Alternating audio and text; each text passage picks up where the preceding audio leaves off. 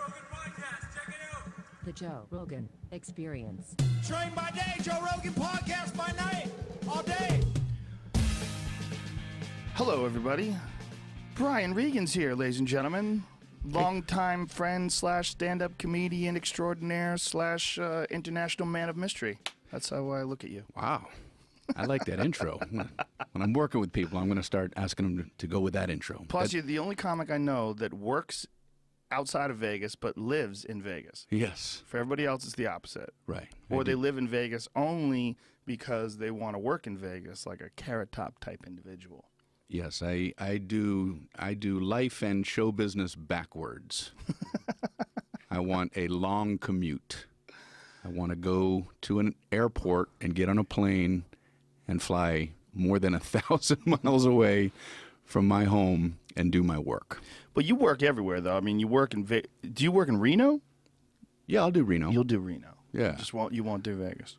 I mean, I might at one point, you know, I mean, like those residencies seem kind of intriguing, you know, Carrot Top, Rita Rudner, I think she's doing another one, I'm not sure. Yeah. The people that, but not yet, you know what I mean? I still like being on the road. To me, for now, that's what I want to be as a comedian, as a traveling comedian. Yeah, the residencies are very strange because they're intriguing in some way. I had a conversation with George Wallace about it. I ran into him at the Comedy and Magic Club, and he's done with his. He used to do one. And the way he described it, it sounded like a lot of fucking work. Like a lot more work than you would think. Like you would think, well, hey, for him it's great. He just has to stay there and he just kind of like does his show there and it's no big deal. No, they call it four-walling it, I guess, so like you have to fill that place and you have to fill it all the time. So you're always doing promotions, you're always doing this and that, and like I don't know how much of that he has to pay for, but I believe a lot of it comes out of his pocket, and so he's constantly trying to fill the place up and constantly trying to, put billboards up and keep the place popping, and he has to do things in order to get people to remember him because he's not out there. Like when you're on tour, you're out there, you're in Cincinnati, Brian Regan's in Boston, Brian Regan's in Maryland. When you're in Vegas, you're just in Vegas. Right. So there's a lot more clutter, when you're in, because there's a lot of comedians doing that and a lot of other shows in Las Vegas. I didn't realize it was that much work. So I'm changing my mind. I never want to do a residency. Yeah, I'm out. I've thought about like a partial, never a residency. I don't really want to live there, but a partial sort of a situation where you do like a once a month show there. I think a once a month show there would be kind of fun. Yeah. Yeah, I've been doing the Mirage pretty regularly. Like I did it twice in January, but that's just because I'm there anyway for the UFC. Right. Well, George Wallace has a big billboard up, says best 10 p.m. show in Las Vegas. Yeah. And I love the qualification on there. If I did a residency, I would put a billboard right next to that best 10:05 show. Or 10:03. Best 10:03 show in Las Vegas. Yeah, that's a weird qualification, right? Best 10 p.m. show by some silly magazine. It's always like Vegas Best Magazine. Like, where do I find this fucking Vegas Best Magazine? The Las Vegas Review-Journal every year polls everybody in Las Vegas to ask them what they think the best everything is in Las Vegas, the best Italian restaurant, the best Mexican restaurant. And Las Vegas is kind of like a hodgepodge of people like from all over, and it's not the most cultured place. So like the best Mexican restaurant is always like, I'm trying to think of, I mean, it's not Taco Bell, but it's like a bit shaky. Yeah, it's like a chain. And the best Italian restaurant is like something you go, no, that's not the best Italian restaurant. So the Las Vegas Review-Journal always has to say, well, these are great choices, but here's some suggestions we make. Like they're trying to push the culture a little bit. Oh, that's good. Yeah. They have some pretty decent restaurants in Vegas. That's one thing that Vegas has by far, like that's the most impressive, is the restaurants they have in the casinos. Like if you get a steak in Vegas at a big casino, it's going to be a banging steak. I've never had a bad steak. Had like craft steak or strip steak, the places in MGM and Mandalay Bay, or Nine at the Palms, like, some of the best steaks in the world. Yeah, I haven't done a lot of those deals. I mean, I'm pretty much like a home guy. I mean, I'll go hit those places every now and then if I've got friends in town, but I'm not a guy that really knows Las Vegas inside and out. You know, it's embarrassing when friends come into town and go, "Where are we going, Brian?" And I'm like, "Well, there's a Chili's down the street. Chili's down the street.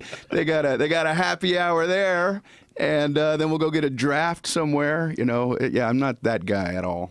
Yeah, when we were at the UFC this last month, was it January? Yeah, January, and you almost looked like out of sorts, and like, this is where you live, man. Yeah, it was. That was my first UFC fight ever. Hannibal Buress was in town and texted me.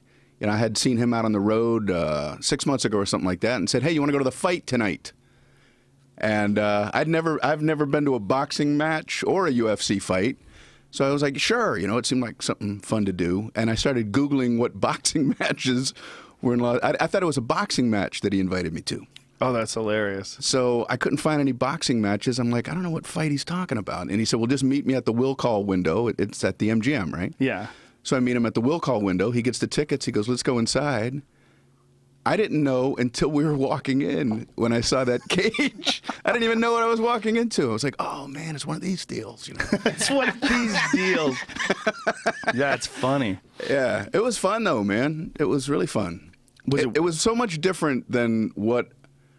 I mean, I've only seen, like, little... I don't follow that, you know? I've only seen, like, what I've seen on sports, you know, right, stuff. But there's much more art to it than I expected. And I was thinking it was just going to be a brutal match, you know, just two guys just going at it until blood starts squirting. Right.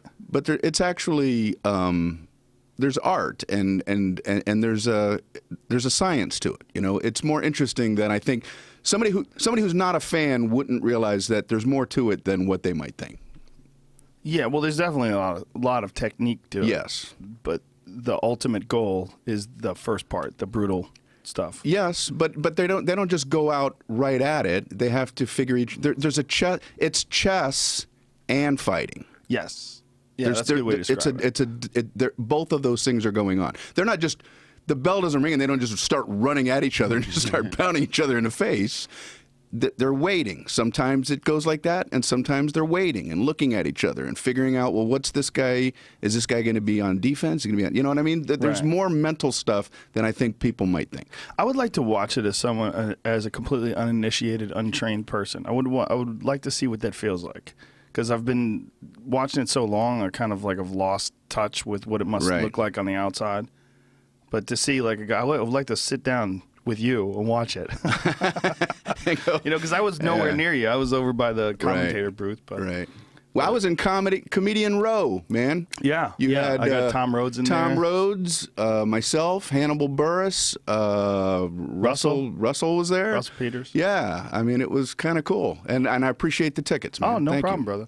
Russell's there all the time. He keeps a place in Vegas because he's there occasionally. And I guess it's one of those tax deals. Like, Vegas has some pretty sweet tax deals. You know, if you live in Vegas, you pay no state taxes, right?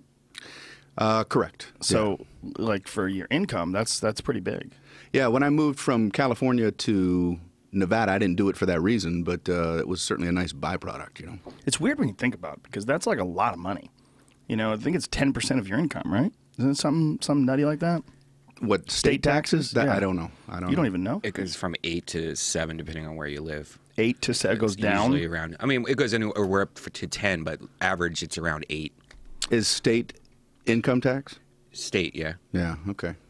Yeah, so that's a lot of money. If you're making good money, you know, that's a big percent. It's like having a manager. The reason I know that there are no state taxes is at night, you look in the sky over at the airport, and you see a string of pearls.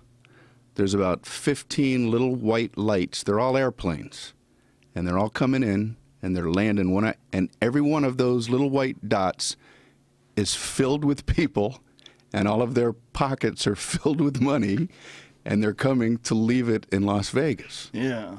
I mean, it's amazing. Whenever I'm flying home, flights are usually packed. People want to go to Las Vegas. So you know, most people are not going to win, you know, so money just keeps coming into that town. Yeah, it's ridiculous in that way. I mean, it's one of the only places we could think of where you're guaranteed you're going to have a bunch of people that are going to be risking their money, like, and then spending it, and then going all. I mean, like, it's a weird place when you think about it that it's based on gambling, right? You know, and I saw an ad for a slot. You know, some casino was saying we give 97% of the money back on slots, and that was like a selling point. And I'm thinking, can you imagine if your bank told you that they would give you 97% of your money back? we only take 3% of your money. Yeah, like that's a good thing. That doesn't come even in make here sense. and we'll give you 97% of your money back. How do they say that? That's not true, because it's just not true. I mean, there's no way they only make 3%. There's no way. I don't know. I don't know if they could. You know, I'm sure they can't lie, so there's probably some technical way that that's true. But I bet it's technically true. I think it's one of those, like, you know, there's like a house advantage. You know, like the house has like a 54% advantage. You know, like, or 54 to, you know, you're 46. You know what I mean? It's like one of those deals. So that's probably how they get away with saying it. You know? I don't know. But you know, even if it was only 3%, that's still guaranteed money for the casino. Right. You're going to lose 3% of your money every time, which is not every person, but I mean overall. Yeah. If people bet $100,000, they only have to give $97,000 of that back. There was a weird case recently in New Jersey where a bunch of people, it was ruled they had to give their money back because they won a lot of money playing this game, and the dealer had forgot to shuffle because the cards had come pre-shuffled. And so somewhere along the line, these players realized that the dealer had forgot to shuffle, and so they just jumped their bets up higher and higher and higher every time, and then they wound up winning like over $1 million. Wow. And then it was revealed that the dealers had made a mistake in some way, shape, or form, and that the players, by realizing that the dealers had made this mistake, were somehow or another, it was invalid that they won, which is fucking hilarious. Yeah, I don't get how some of that stuff is fair. Like the counting cards thing. I don't understand why you're not allowed to do things in your head. You're not allowed to think. You know what I mean? I mean, first of all, how do you know what I'm doing in my head? Exactly. You know, just based on my betting. And even if you're correct in what I'm doing in my head, why can't I do that in my head? Yeah. That blows my mind that you're not allowed to. They can just come up to you and go, no, we don't want you in here because you're winning and you're smart. Yeah, you're smart. You're thinking. You're Ben not allowed to Affleck think. did that, right? Did he? I think he Get in got trouble? kicked out of a place for counting cards. Well, Dana White, the president of the UFC, gets kicked out all the time. He doesn't even count cards. He just wins. He just bets a lot of money. If he wins too much, they kick him out. They kick you out if you win.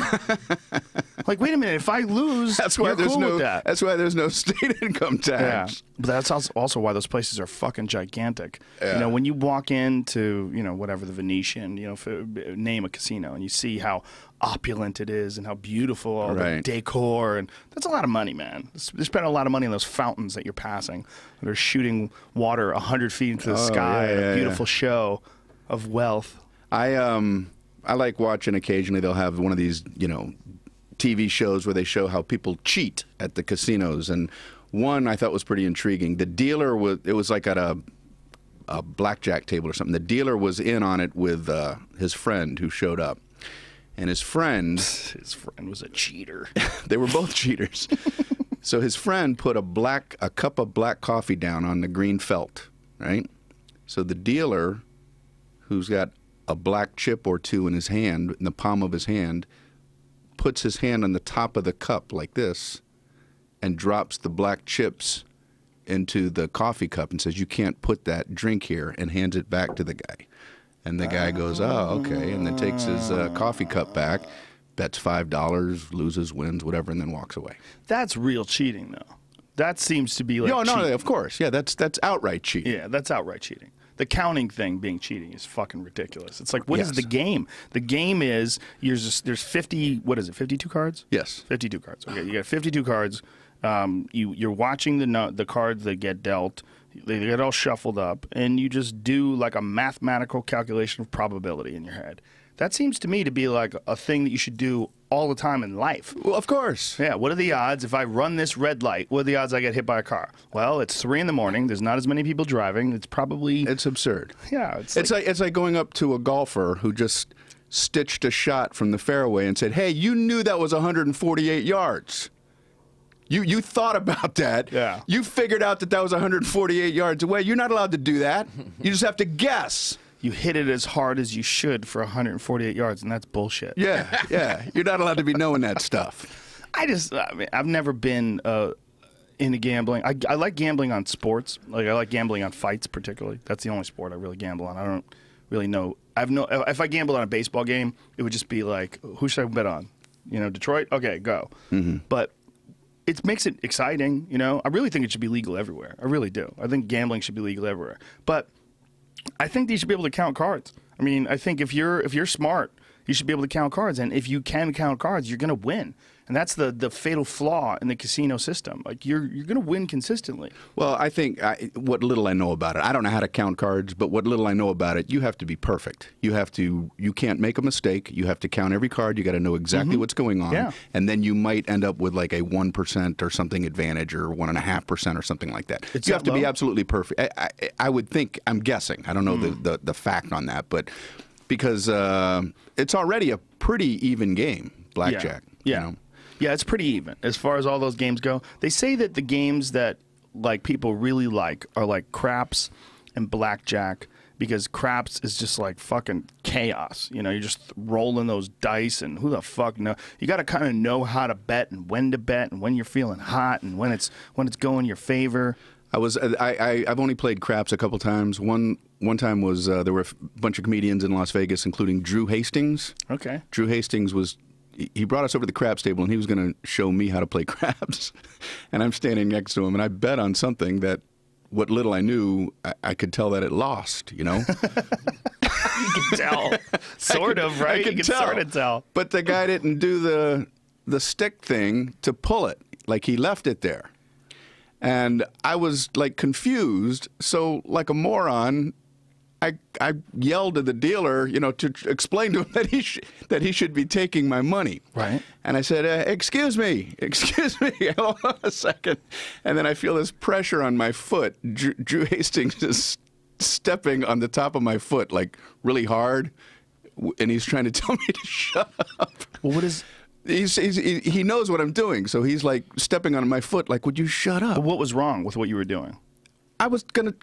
Drew felt they made a mistake. I should take the money back, even though I had lost it, or just leave it out there and bet on that same thing the next time. It's their error. Oh, so it was an error. Yeah, they were supposed to take my. They were supposed to take my money, and I was trying to explain that to them, that I lost that fair and square. Take it away. And oh, that's funny. Yeah. I thought you just didn't understand like what was going on, because craps is one of those weird games where I've sat and I watched people play craps for like 10 minutes. You know, just as an observer, and I had no idea what the fuck was going on. Yeah. The hard, soft cum. I still don't know. You can cum? Like, what is it? Like there's a cum, right? Like, that's like part of the... That's a bet. I don't even know. What the fuck does that mean? I don't know Yeah. I don't know what any of it means. I know 7s are good. 11s is good, right? 7 and 11, but then Yeah. they become bad. If you get a 7 on the first thing, it's good, but then you roll an 8 on the first thing. Now you want to get an 8 before a 7. That's all I know. How do they assume that people know how to play that fucking game? Like, and how do they get new kids involved? You know, like, there's certain games that like used to be like super popular with the old folks, dominoes and shit like that. How do you get people involved in craps? Maybe that's why they have these big giant fountains, is because I got a bunch of people like me making sure that they take my losses away. I don't think that's how, but I think that there's some weirdness to that game that just like it seems way too complicated. Didn't Richard Jeni used to have a bit about craps? I think he did, about how no one knows, like everybody thinks they're an expert at certain games. What he likes about craps is no one knows what the hell's going on. You know, everyone just concedes that no one knows what the hell's going on. Richard Jeni has an album that just came out. Obviously, he Really? I think it just came out. When did he? He died about 5 or 6 years ago, right? Yeah, something like that. So I don't know if somebody had some soundtracks of some stuff that he had recorded, but I downloaded it and listened to it. It's really good, man. He was great. Yeah. I took that one hard. That one bummed me out a lot. Yeah, I didn't know him that well. I knew him like, hey man, what's up? How you doing? You know, blah blah blah. Last like month before he died, like that month, somewhere in there, I was with him on a plane, just randomly, and he was just happened to be sitting right in front of me. And we chatted a little bit. Yeah. He was always, you know, pleasant, but I know he was troubled. That's just that one hit me hard because when I was a kid, he was a big influence. He was one of my favorites when I was first starting out. He was on Tonight Show back then. I believe it was Johnny Carson. It was Johnny Carson Tonight Show, and you know, I used to watch him on TV on all those Evening at the Improv type shows or whatever it was, or HBO, and then I got to see him a couple times live, and he was really good. He was really, really such a good joke writer. And when he died, and it just bummed me out. It bums me out when people don't feel appreciated and you think they're awesome, you know. And he was one of those guys. Just he always wanted to be like Jim Carrey. He always wanted to be like some Jerry Seinfeld type guy that had his own show. And instead he was, you know, he was a big time headliner on the road, selling out theaters and clubs, doing a lot of the stuff that you're doing, you know, essentially. But for whatever reason, he wasn't appreciated, or he didn't feel that he was appreciated. You know. But it was depression that led to what he did, and it's hard to know whether it was a career-related depression or just something so much deeper that people who don't have depression can't even relate to. Yeah, that's a good point, because when you see someone that's getting depressed about their career, are they really depressed about their career, or are they really depressed? I mean, his career is successful as hell. You know, it's like, why would he be depressed about all that success? I mean, look at Robin Williams. I mean, you could not have a more successful career than Robin Williams, and he kills himself because of depression. So clearly, it's not necessarily career related. It's a much deeper thing that people have difficulty understanding. I don't understand it. Yeah, he was another one that was like, wow, how is that possible? How is it possible that Robin Williams wanted to kill himself? Like, I can't imagine. You know, you remember Good Morning Vietnam and Popeye, and like, this guy was on top of the fucking world. Did you ever meet him? Yeah, I met him. It was weird how I met him, man. I didn't know I was meeting him until like 5 minutes into our conversation. He came to the Improv to see me, and he was in line with everybody else to take pictures. He had a baseball hat on and a beard and glasses. And he came up to me and he was talking to me about a very particular bit that I did, about how much he loved it and this and that. And a couple minutes into talking to him, I'm like, holy shit, this is Robin Williams. You didn't even know that. I had no idea. I just thought I was talking to some nice guy. Wow. You know, we were talking, and you know, he was like real specific. I was like, wow, this guy's a real comedy fan. You know, because he's like really into like the specific aspects of the joke. Like, this guy knows comedy. He's like, I love how you like that. He goes, you really put yourself out there with that bit. It was like like the way you did it was so this and that. And I go, oh, thanks, man. I'm glad you appreciate. Oh shit. Wow. It was like, I met him. I was nobody. It wasn't like he was meeting me, but I just met him at the Improv in New York when there were a number of comedians around, and I met him at the Outdoor Comedy Day in San Francisco. You know, when there's like 20 comedians on the show, and he was one of them. Outdoor Comedy Day. It's I don't know what it's called, but it's like a big comedy festival in one of the parks in San Francisco, outdoor comedy or something. But he was very like sweet and low-key and unassuming, like so different from what you know of him on stage. You know, like he was almost like reverential to other comedians, it seemed. Right. Yeah, he was. That's how I felt when I met him too. And he's a guy that had this horrible reputation as being a joke thief, and you know, and I think in his case, you know, to talking to people that were victims of what, you know, of him doing that. In his case, that guy just had this deep desire to be loved, and deep desire to please, and deep desire to kill. You know, like some comedians, they just get kind of addicted to the killing, and they're just trying to figure out what are the buttons I have to press to get this audience to love it. Right. As opposed to, say, a guy like Pryor, who what he was trying to do was express himself in this way that you would think was funny. Now, are you saying Robin Williams or Pryor now? Pryor. Okay. The Pryor was trying to express himself. Right. He was trying to like get whatever it was in his head, whatever thoughts that he had, whatever feelings that he had. He was trying to get you to understand them, so you would see like what was so funny about this crazy tragedy or ridiculousness of his life. It was like a completely different need. You know, like both guys. Well, every comic wants to be loved. Every comic wants to be appreciated for what they're doing. But I think with Robin, it was. I don't think, like, when you hear him talk, I don't think he had the same sort of attachment to what he was talking about as like Pryor did. And so in that sense, it was easier for him to just incorporate other people's ideas, just trying to push those buttons. Ah, ta-da-da, ta-da-da. You know, and that was his style. It was just like trying to get you to... And I used to feel bad for Robin Williams whenever he was doing little interviews, whether it was on the local level, you know, or promoting a movie. I think he felt like he had to be funny in every moment. And I used to feel for him, thinking he's created this monster. Right. That when he's doing little local, not that that's, you know, a bad thing to do local interviews, but whenever he was being interviewed, I felt like he felt he had to have his foot on the gas 100%. And it's like, I kind of wish he felt he could just be real and calm down and just answer without having to go, you know what I mean? Yeah. So I don't know, that just, and that's why I like the way things are progressing. I love this podcast concept. I love the fact these kinds of atmospheres are allowing people to relax. You know, you can be funny within not having to be funny. Mm-hmm. You know, and I think up until this transition started happening, there was a lot of pressure on comedians, you know, doing morning radio and stuff like that to just, all right, lights on, be funny. You know what I mean? Yeah. Well, it's also when you do morning radio and no one knows you, and you're going into these local stations, like how many times have you done a station where they go, okay, what bits you want us to set up? You know, like, say, Brian, I hear you just got back from the zoo. Why don't you tell us about your trip to the zoo? Right.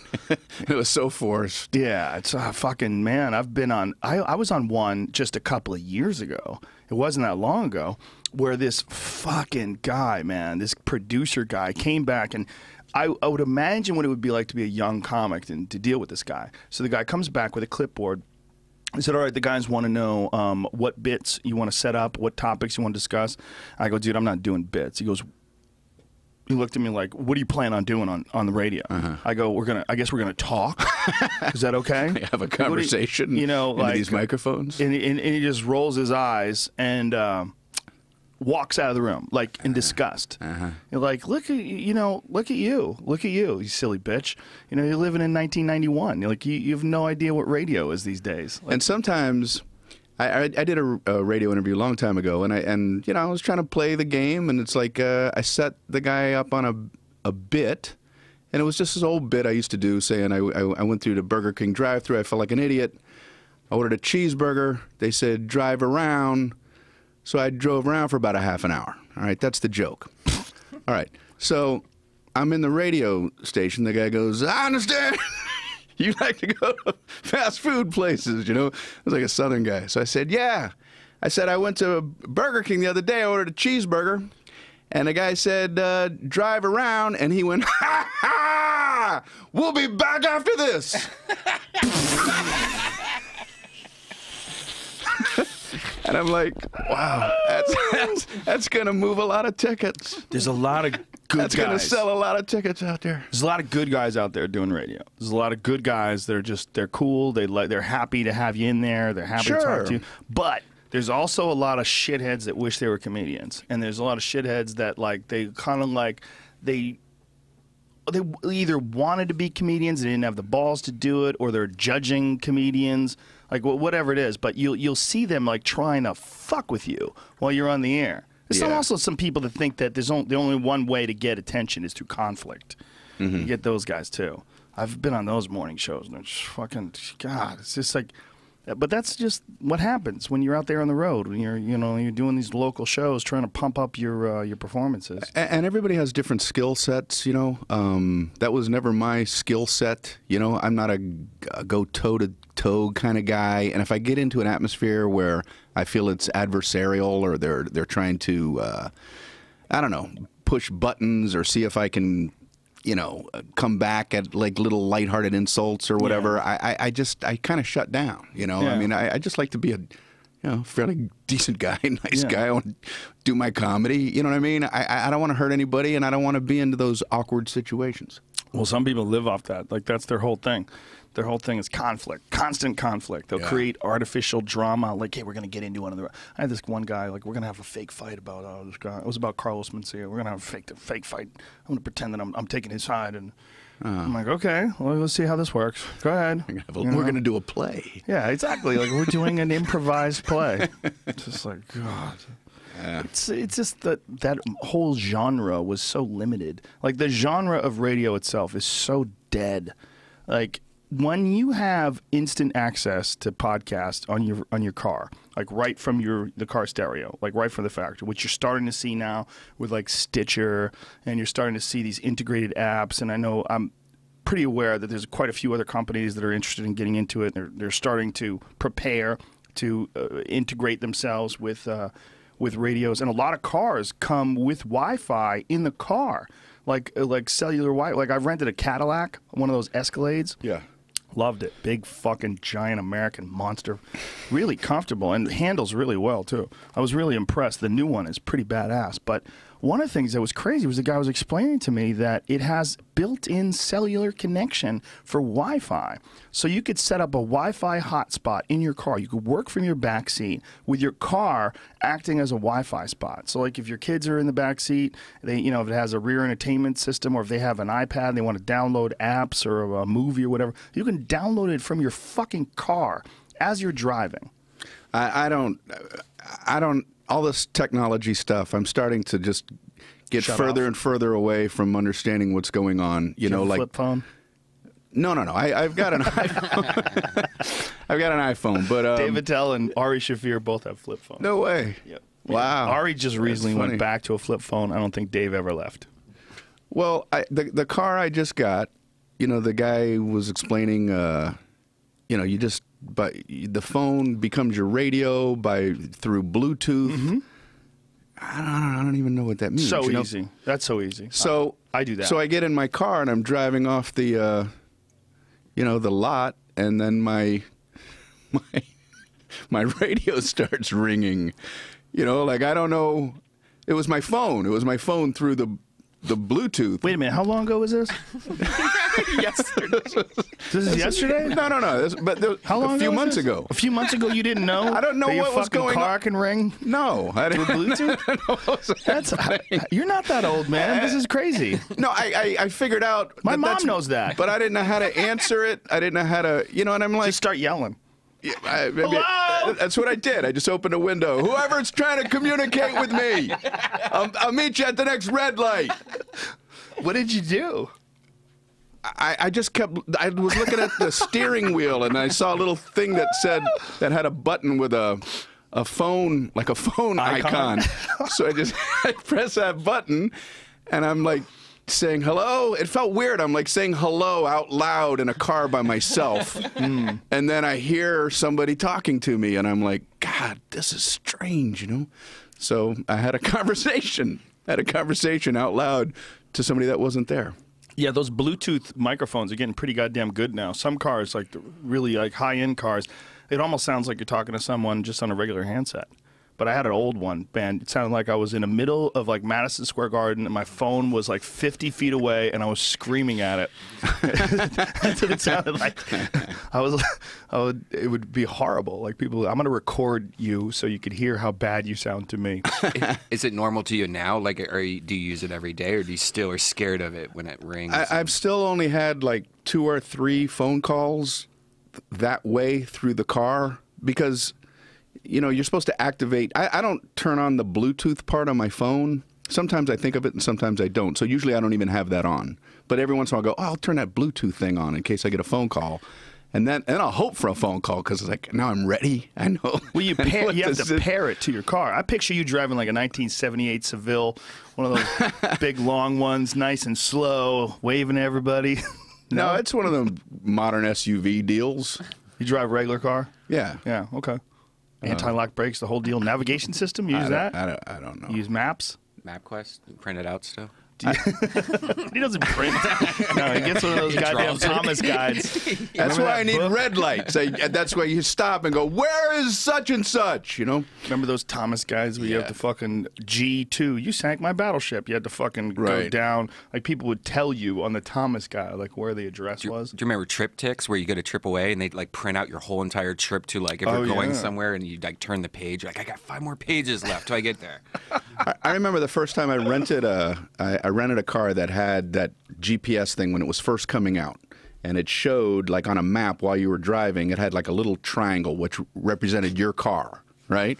And then it's showing a map as you're going. And I had never seen that. This was, what, 15 years ago when those first came out? And I was like, wow, that's amazing. And I wanted to see what would happen if I drove in circles. So I got off the highway and went into like a Holiday Inn parking lot and just started driving in circles because I wanted to see if the triangle went in circles or if the whole map shifted, you know. And I forget what the answer was, but It's either or. I mean, depending on you can how, do it either way? Yeah, how high end the navigation system is. You can okay. actually change it. You can change it so it follows the direction you're traveling, or where the map is always facing north. So if you're taking a left, your arrow is going left, I but the see. map stays straight. Or you could do it so that no matter where you're going, the arrow is going straight. And then the world adjusts around you. Which I like. I like the world to adjust to me. I remember.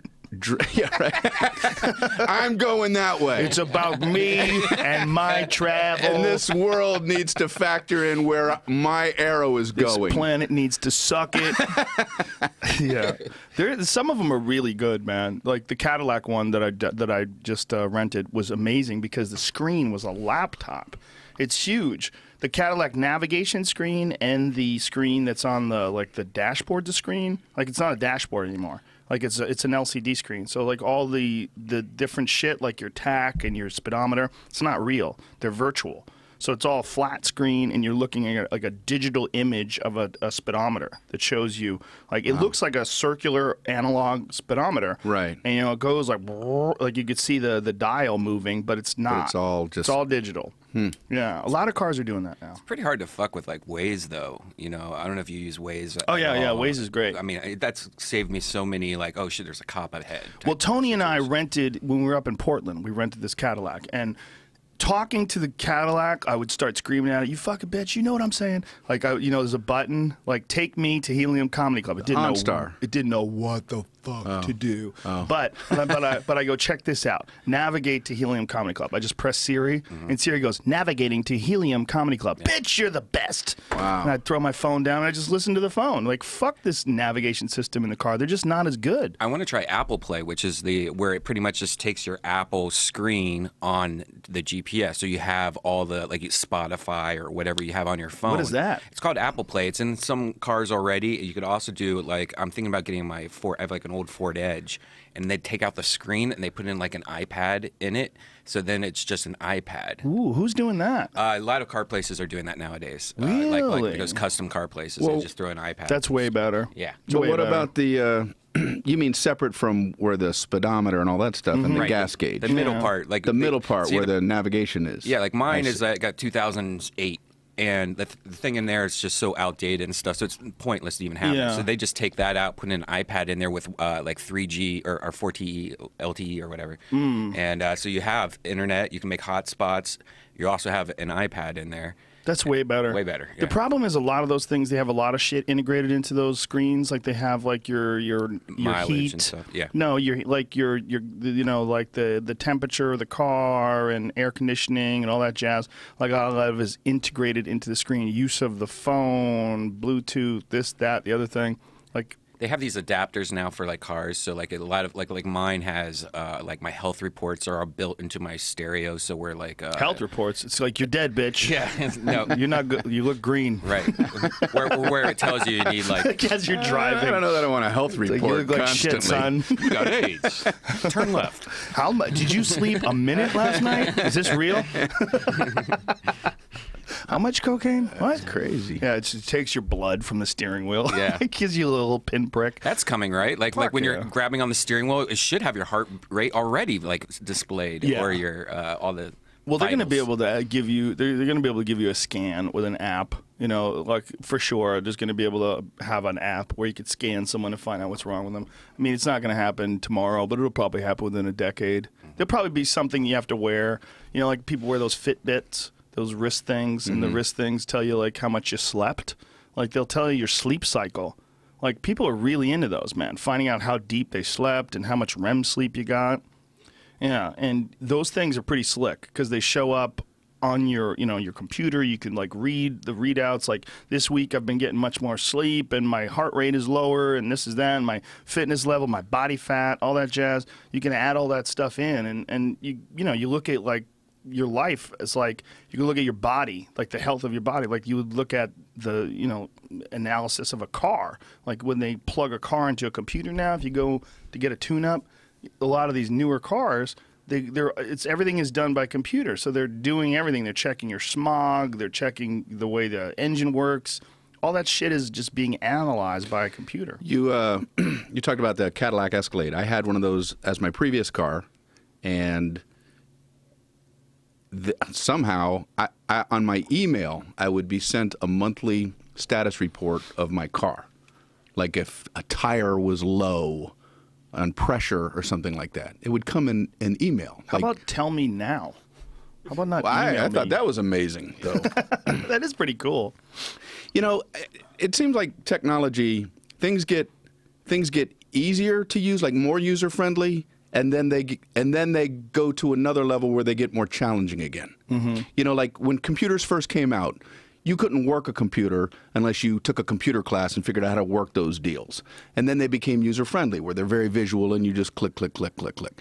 But now, talk about televisions. Televisions have gotten so complicated, I don't even know how to work my TV. Yeah, like inputs and shit. Every single thing, you know, it's like, why is there like 9 different configurations of the screen? You want letterbox? Do you want widescreen? Do you want normal screen? You want 5:2 ratio, 3:7 ratio?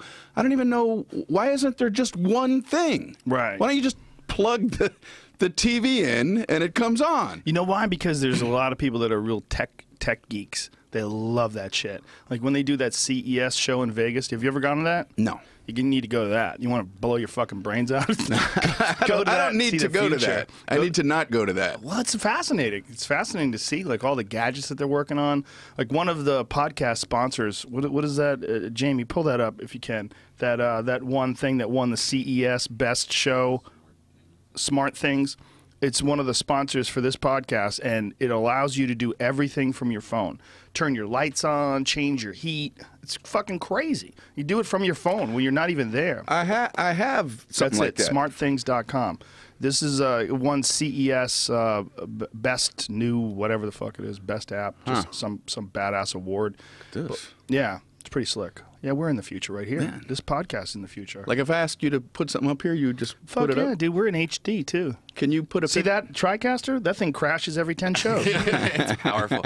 So wait, It really does crash every 10 shows. So is this something that like plugs into like an outlet that has like a Wi-Fi connection to it, so it turns on and off? Yep. And does that's everything. Great. Does everything. I'm setting up my whole house with this. They sent it to me. I'm setting my whole house up with this, so it all works from an app. It's fucking sweet. And then someone can hack it in the middle of the night. Your house turns into a fucking disco. They strobe you. And they start playing like Taylor Swift, really. Shake it up! Right. And you can't stop it. Shake it up! It is pretty crazy. Like drop cam, like I those little cameras. I put one in my bed so I can record myself sleeping to see how many times I wake up, because it's got like motion control, so it will show when you move or when you make a noise. And it's crazy how many times I will wake up and say something and then go back to bed. Okay, so that's your body fighting off death. Wait a second. There's 24 hours in a day. 8 of them you're sleeping, and another 8 you're watching you sleeping. Yes, he so that analyzes leaves 8 to actually try to accomplish something. No, he's not trying to accomplish shit. You don't know Brian. He's just having fun. But that sounds like one of those poltergeist movies. Like you would see the fucking ghost hovering over you in the middle of the night, fucking your face while you're sleeping. What is that? Rewind it. Like one of those paranormal. It is crazy because like I talk a lot in my sleep, I guess, and when you do talk, it's like somebody else is talking but using your mouth and voice, and you have no recollection, like you weren't doing it. Somebody else is controlling your body, is what it seems like. What are they saying to you? I don't know. Like I'll wake up and just be like, "What do I hate my root for?" And I'm just like, then I go back to breadsticks. But yeah, it's weird. It's creepy seeing yourself not awake and talking. This whole sleeping is very fucking strange. One of Kelly Starrett is one of the guys who's been on the podcast before. He's a fitness expert. He's sending me this thing. You're supposed to. It's like a pad that you put under your bed, or you put under your sheets, and it chills you down to it chills your body. Like it's very cold. Like you're sleeping in it, and I think it gets down to like between 58 and 62 degrees. You plug it in. And you sleep like essentially air conditioned. And I'm looking at that, I'm like, why the fuck would you do that? Like, I want to be warm. What's the purpose? Apparently, your body gets the deepest sleep If it's a little chilled? You're in a chilly environment. Like, Joey Diaz has always said that. Huh. Joey Diaz sleeps. Like, you go into his room. I've gone into his room before, like when we're on the road together, and I'm like, what is this fucking penguins waddling out of here? It's ridiculous. Like, he takes his AC and he cranks it to the bottom. He will take it, like if you go to a hotel and it gives you like 30 degrees or what, he will literally try to get his hotel down to 30 degrees. He's fucking crazy. I've always thought because he's very overweight, and I always say like it's probably like if you're walking around everywhere wearing like 10 jackets, like you would want everything to be colder in your room. So that's what he's doing. He's covered in I think extra fat. Bizarre that the human body needs this weird recharge mode, this sleeping thing. For like a third of the time you're alive, you got to be in some bed, just regrouping. Yeah. And I wonder if medical people at some point would ever be able to eliminate that. They've worked on that. They're very close.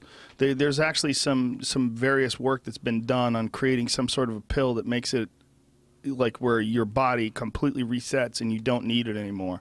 There's a bunch of different options that the people have worked on, but I don't think they totally understand what's going on during sleep, though. Yeah. I think people that don't sleep, like they've done some tests on people where they've forced them to not sleep for like 3 or 4 days in a row.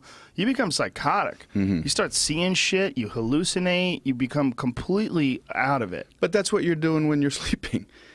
You're dreaming. You're seeing things that aren't really there. So it's either going to take place while you're sleeping, or if you don't sleep, while you're awake. I wonder if it's the same effect. I wonder if if they measure your chemicals, the chemicals in your brain. I wonder if it's the same thing that's going on when they do those sleep deprivation studies. Because people they get like close to heart attacks. They're like ready to die. Like you will die if you don't get enough sleep. Yeah.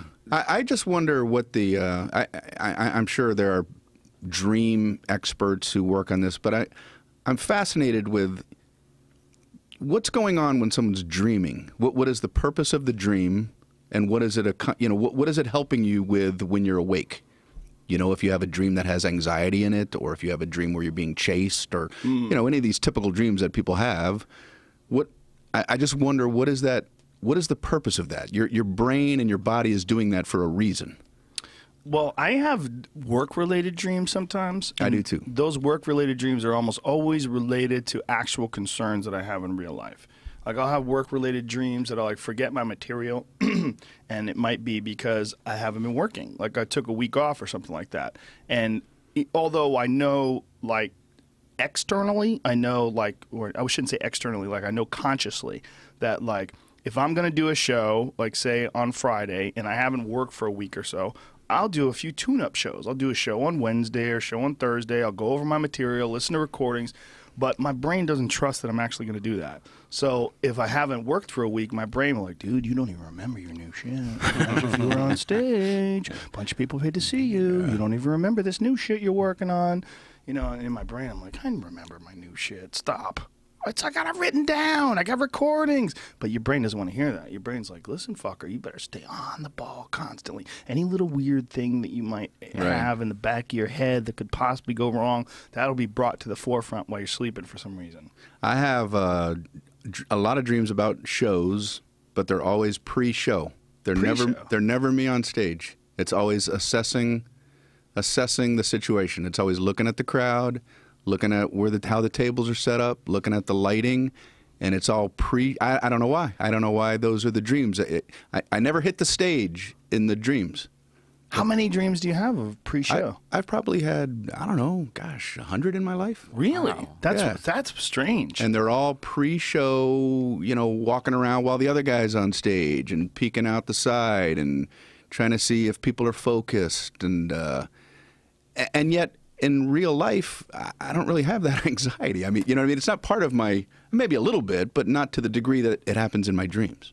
That's so strange. Yeah. They have those dream dictionaries or Bibles where, like, if you're flying, that means you're trying to reach something in your life that's, hard to get to and stuff. Have you ever looked at one of those and tried to? I don't buy that. Well, Some of it I do kind of buy. Do you? And the flying one I do. but Drowning, maybe. I used to have the flying dreams, which I don't have anymore. When I was young, I used to have this very bizarre recurring dream that I was the only one that figured out how to fly.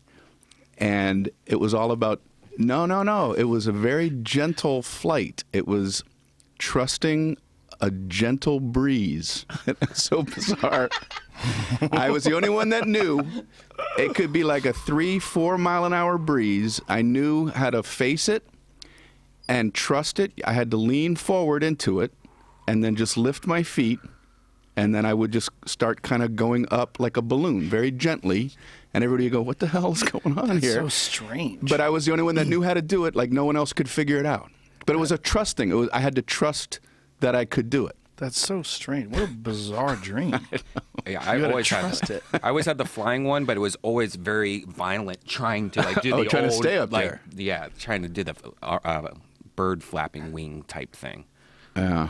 So Yeah, everybody wants to fly and everybody wants to be able to breathe underwater. Those are two big ones. I don't have that. You never had that? I don't have the water one, no. I've had that one. I've had the flying one and the breathe underwater one. Yeah, it's those are like recurring archetypes or themes to dreams. The And other I- one is sex. There's also, do you guys have reoccurring like houses? You get that soundtrack in your dreams? Always. I'm sorry, Whenever I'm cut you about to bone. Do you guys get reoccurring like houses that you don't? What's that sound? You guys hear that? Did I do something? Yeah, what is that? What happened? You don't hear that, Jamie? Okay, that's not good. I think that's your The TriCaster about to shit in our mouth. you're about to have a sex dream, and it's soundtrack starting to warm up. Whoa, that's an awful sound. Is that coming through? What'd you just do? It's that. Move your laptop. Look at that. How weird. Nope. It's on the I thought that fixed your it. laptop's on the microphone. Cable. That's weird. Yeah, it's on the mic cable. Do you It guys makes sense. Do you guys have reoccurring What the fuck did you just do there? Did you hear that? That crackle? Whoa. Was it only on my side? Oh, yeah, I didn't hear that one. We got ghosts in this fucking studio. Maybe that was your spine. I just Maybe- heard like this crazy crackle. Do you guys have reoccurring places in your dreams that don't even make like I have a place that every time I go to I'm like, oh, I'm at this place again, but it's not my house. It's not a place I've been to. It's just a reoccurring environment. What is it? Like, what does it look like? It's a hotel that's really, really tall, and the elevator is really fast, and it's just like this old haunted hotel. And I always go to the same hotel, and it's not a real hotel that I think of. But ever since I was a kid, exact same hotel, and I'll have that dream like once a year where I go to this weird hotel. That hotel is in my dream, but I'm gently floating fucking past up on a with breeze, and I just look over and I kind of wave at you down there. And you're flying up and down like Tower of Terror. That's right. It's like Tower of Terror at Disneyland. You're terrorized. I can see you terrorized over there, but I'm just gently enjoying life. Have you ever done that? Tower of Terror at Disneyland? No. Yeah. California Adventures. I've It's done fucking awesome. That's what it is. It's a haunted hotel elevator. Oh, wow. Which sounds, that's what I was thinking when you were describing it. That's the Tower of Terror. Maybe. It's a dope elevator ride if you've ever Really? done it. Yeah, it's really fun. You're It's not the haunted mansion elevator where it stretches. no, it's Tower of Terror. It's at California Great Adventure. Huh. Or I've California actually never Adventures, whatever the fuck it is. And you get on this elevator and it tells you the story. It shows you it's like some Rod Sterling type dude pretending to be the Twilight Zone guy. Right. And he tells you the whole story about these people that got zapped by electricity, and they, lightning bolt came and hit the elevator and killed them and turned them into ghosts, and now they're fucking haunted, and the elevator's haunted and you go flying up, flying down. Yeah, you literally, your ass comes off the seat. You have to strap in, but your ass literally comes up off the seat because you go down so quickly. You go down faster than gravity. Yeah. You should do that. No, I don't want to do that. It's fun. What if dreams are the real world and this is the actual fake? What if ice cream is actually hot? Yeah? Jody love what ifs. What are you talking about? What if? That's a dumb one, though. What if dreams are the real world? Well, there's no idea. No one has any idea what the fuck is going on when you close your eyes. You wake up in the morning and you got a whole new day. That consciousness, whatever it is, unconscious consciousness, that state of mind, whatever it is, while you're sleeping, is very, very, poorly understood. We know that there's all sorts of chemicals floating around inside the brain while that's happening. There's REM sleep and all these different neurotransmitters that are buzzing around your system, but we don't really know what's going on. We don't, when you have we assume that it's connected to various anxieties and wants and needs, and those are like the source of your dreams. But at the end of the day, it's a lot of fucking speculating. There's a lot of speculating as to what's happening while you're dreaming. Mm-hmm. Software updates. It could be. It could be that it could be that we have this idea. This is where it gets real weird, right? We have this idea that everything that is in this world, we touch things and you pick things up and you weigh things, you measure things. That's the only way things can be real. The only way things can be real is if you can measure them and weigh them and put them in a box and carry them around. But that's our own prejudice because that's how we live most of our conscious life. We live most of our conscious life with very hard physical things. But if you could just abandon that for a moment and just imagine a world where you don't have physical things that you pick up, would it be possible to exist only in a state of thought? Would it be possible that the mind is another environment, or what you're thinking about in your imagination is another environment? It's just there's no solid things there. That's weird. Yeah, I mean, that's really what's going on. Okay. Well, here's one thing. You talk about what's real and what's not real. I've had many moments in my dreams where I'm trying to decide if it's real or not, and I come to the conclusion that it is real. Okay? And then in my dream. And then when I wake up, we're in a different plane of existence where I go, okay, that was a dream, but why wasn't that real while it was happening? Yeah, if I came to the conclusion that that was real while I was experiencing it, I mean, that was as real at that time as later when I'm awake. Yeah, why are you not trusting your dream self and only trusting this self? Well, because this self is there all the time. Anyway, I'm going to be at the Chuckle Hut this Saturday. I got 2 shows Friday, 2 Saturday. It is a weird world, the world of dreams. It's a weird world. All these people analyze them. All these people debate what's going on. I feel like I gave away my breeze dream. Now everyone's going to be... Now when I'm dreaming it, I'm going to look around. Everybody's going to be around me floating around going, hey, thanks for the tip. We didn't realize you just had to trust it. I'm going, darn it, now it's all crowded up here, man. Well, one of these days, I'm going to figure out how to do lucid dreaming. I'm going to sit down with someone who actually is a real legit lucid dreamer and have a conversation with them about it, because there are techniques that you could practice and there's states of mind that you can get yourself into, allegedly. I've never experienced it other than accidentally. But when you have dreams, you can control those dreams, and that you could navigate and create things that happen in your dreams. Be aware of the fact that you're doing it, like that it's a skill and that you could develop it. Yeah, I've had dreams that are lucid dreams, but totally accidentally. And one of the ways that I learned was one of those movies, was wacky movies, like What the Bleep Do We Know? One of those, Through the Rabbit Hole or something like that. But the guy was talking about lucid dreams, and he was saying that you have them all the time. You just don't realize you're having them. The one way to determine it is in your real life, in your conscious state. When you walk through a doorway, knock on the side of the door and say, am I dreaming? Like every time you walk through a doorway, go, am I dreaming? And because you do it consciously all the time, if you do it all the time, am I dreaming, you're going to do it in your sleep. And in your sleep, you're going to get to a doorway and you're going to go, am I dreaming? Oh my God, I'm dreaming. It's going to go right through it, but you're going to stay awake. I did it once. Once. I only did that once. I never really, most of the time I'm tired. I'm like, fuck it, I'm going to sleep. I don't deal.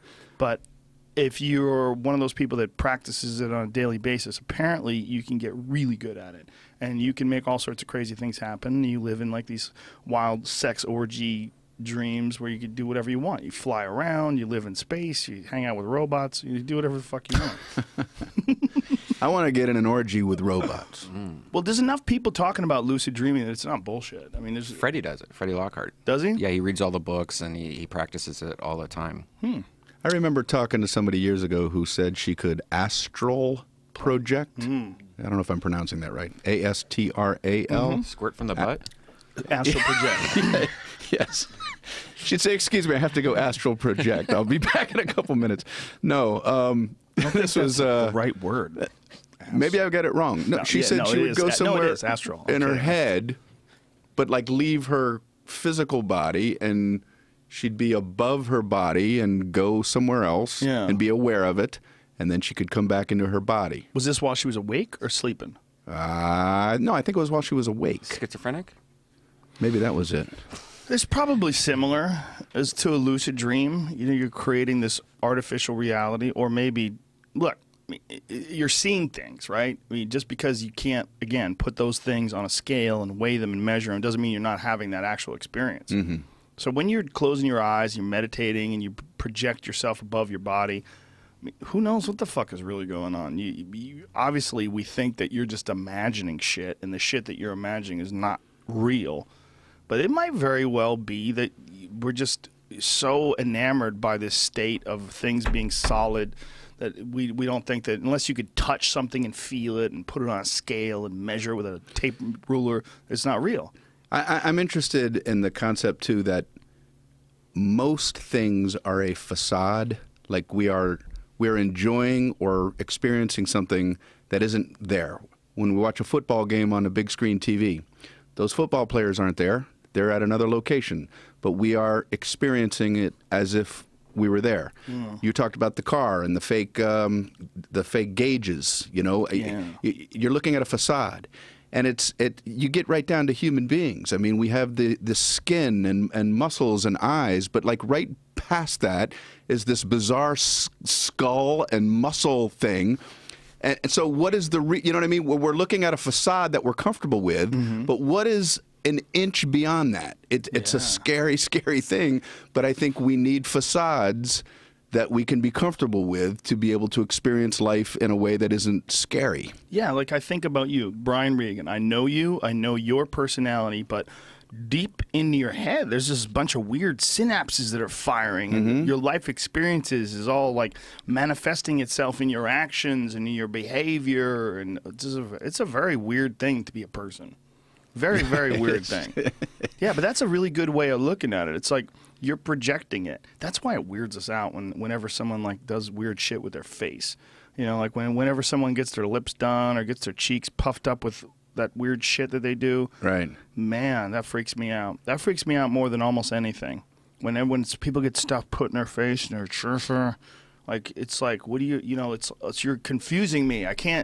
I'm used to this certain facade. I don't mind aging. I don't mind if it changes over time. That all seems normal. But when you start putting stuff in there and pumping things up and Botoxing shit and stuff, that weirds people out because it's like, man, I'm missing the signal's all fucking screwy.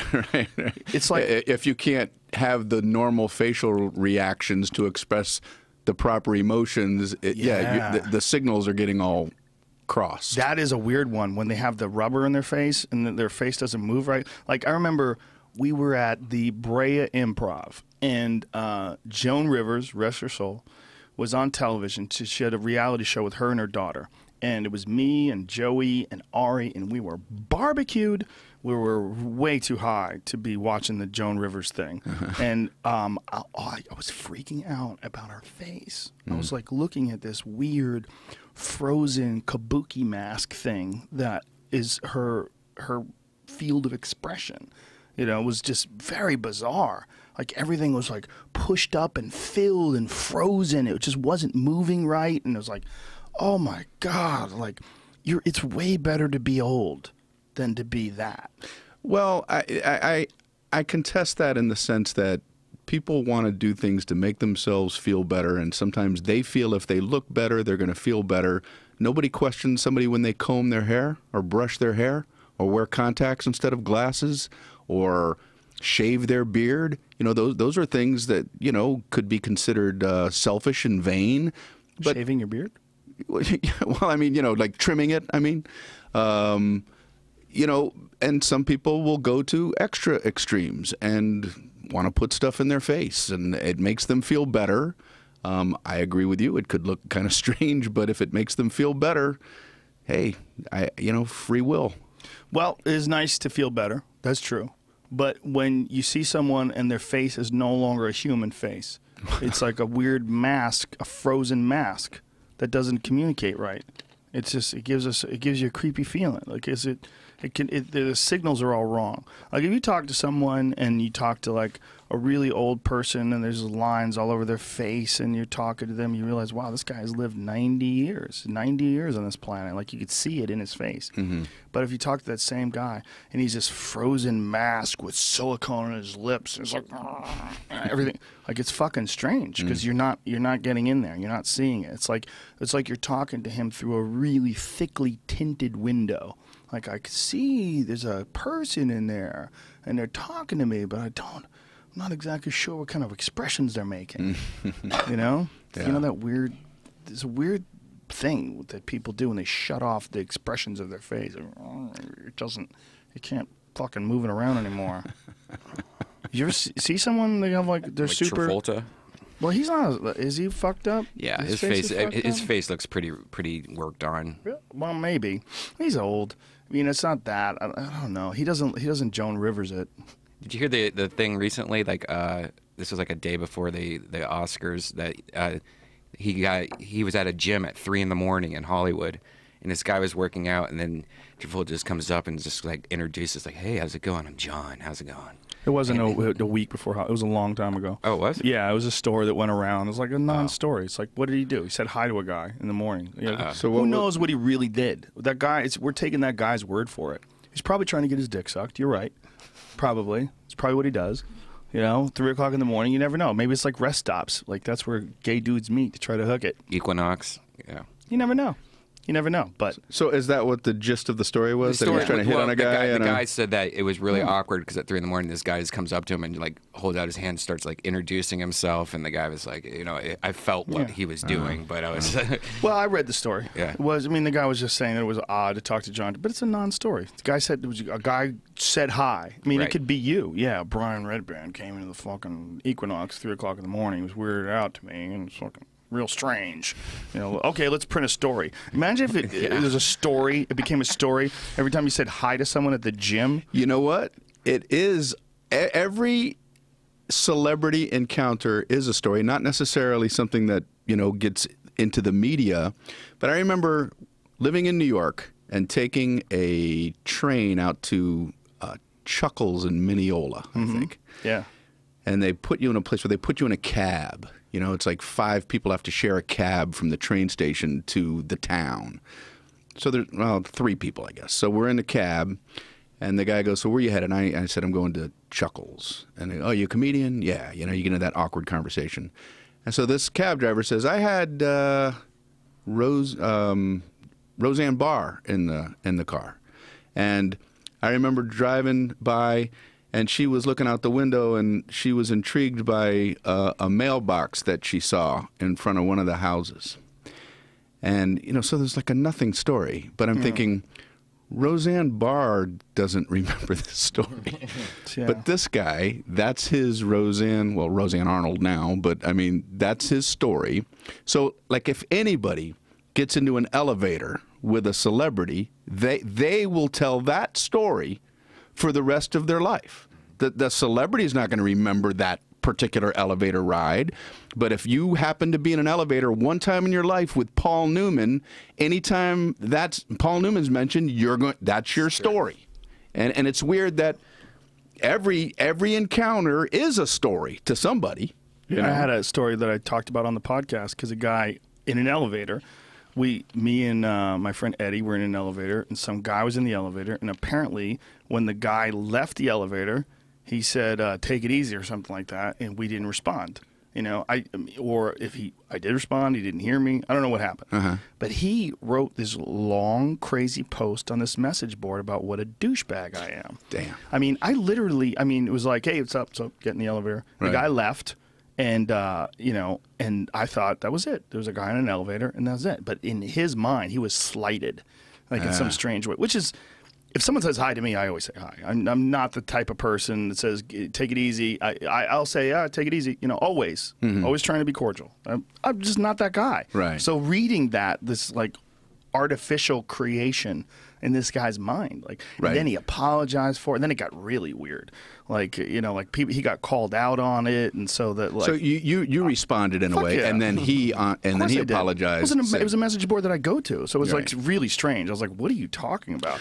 And so then he backed off of it and apologized and said he was just insecure. It was very, very, very fucking strange. But to see someone just create this artificial version of an encounter, and in their mind, I mean, his mind, who knows? I mean, I don't know what issues this guy had. Obviously, he has some. Otherwise, he wouldn't have ever made a post like that. Wait. Even if you had slighted him, why is that? You know, what's the big deal to him and the rest of his existence? You And know? if it was a slight, I mean, it wasn't. But in his version of a slight, Right. it was as minor as it gets. Yeah. Like, take it easy. That's what I mean. No one says anything back. That's it. And this fucking diatribe, I mean, several paragraphs Yeah. of bile, like, spewed by this guy. But in some people's minds, like, these encounters, like you talking to Roseanne Barr about a fucking mailbox, like, it's, hey, Roseanne Barr shits on people's mailboxes. How about, what kind of mailbox you got in Bel Air, you fucking cunt? You know, like for whatever, that's a strange mailbox. Maybe she's just trying to make small talk, you fuckhead. Yeah, no, he wasn't saying it negatively. I He know, was I'm just saying, saying that was what his encounter was. So that Right. was his story. You know? But it could be negative. I mean, Yeah, there's a yeah, lot yeah. of those. I've had conversations with people.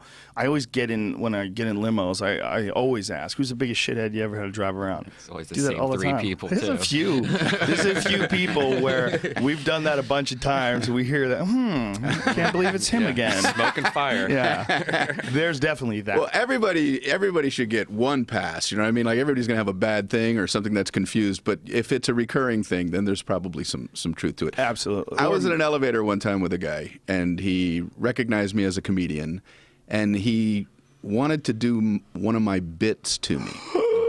But he got it wrong, and the bit was just an old bit I used to do about saying "you too" at the wrong time. Yeah. Getting out of a cab at the airport, and the driver goes, "Have a nice flight," and you go, "You too." So that's the bit. So I'm in the elevator with him, this guy, and he goes, "Oh, you're the comedian, right?" And I said, "Yeah, how you doing?" You know, and he goes, "You're the guy that says 'and you' all the time."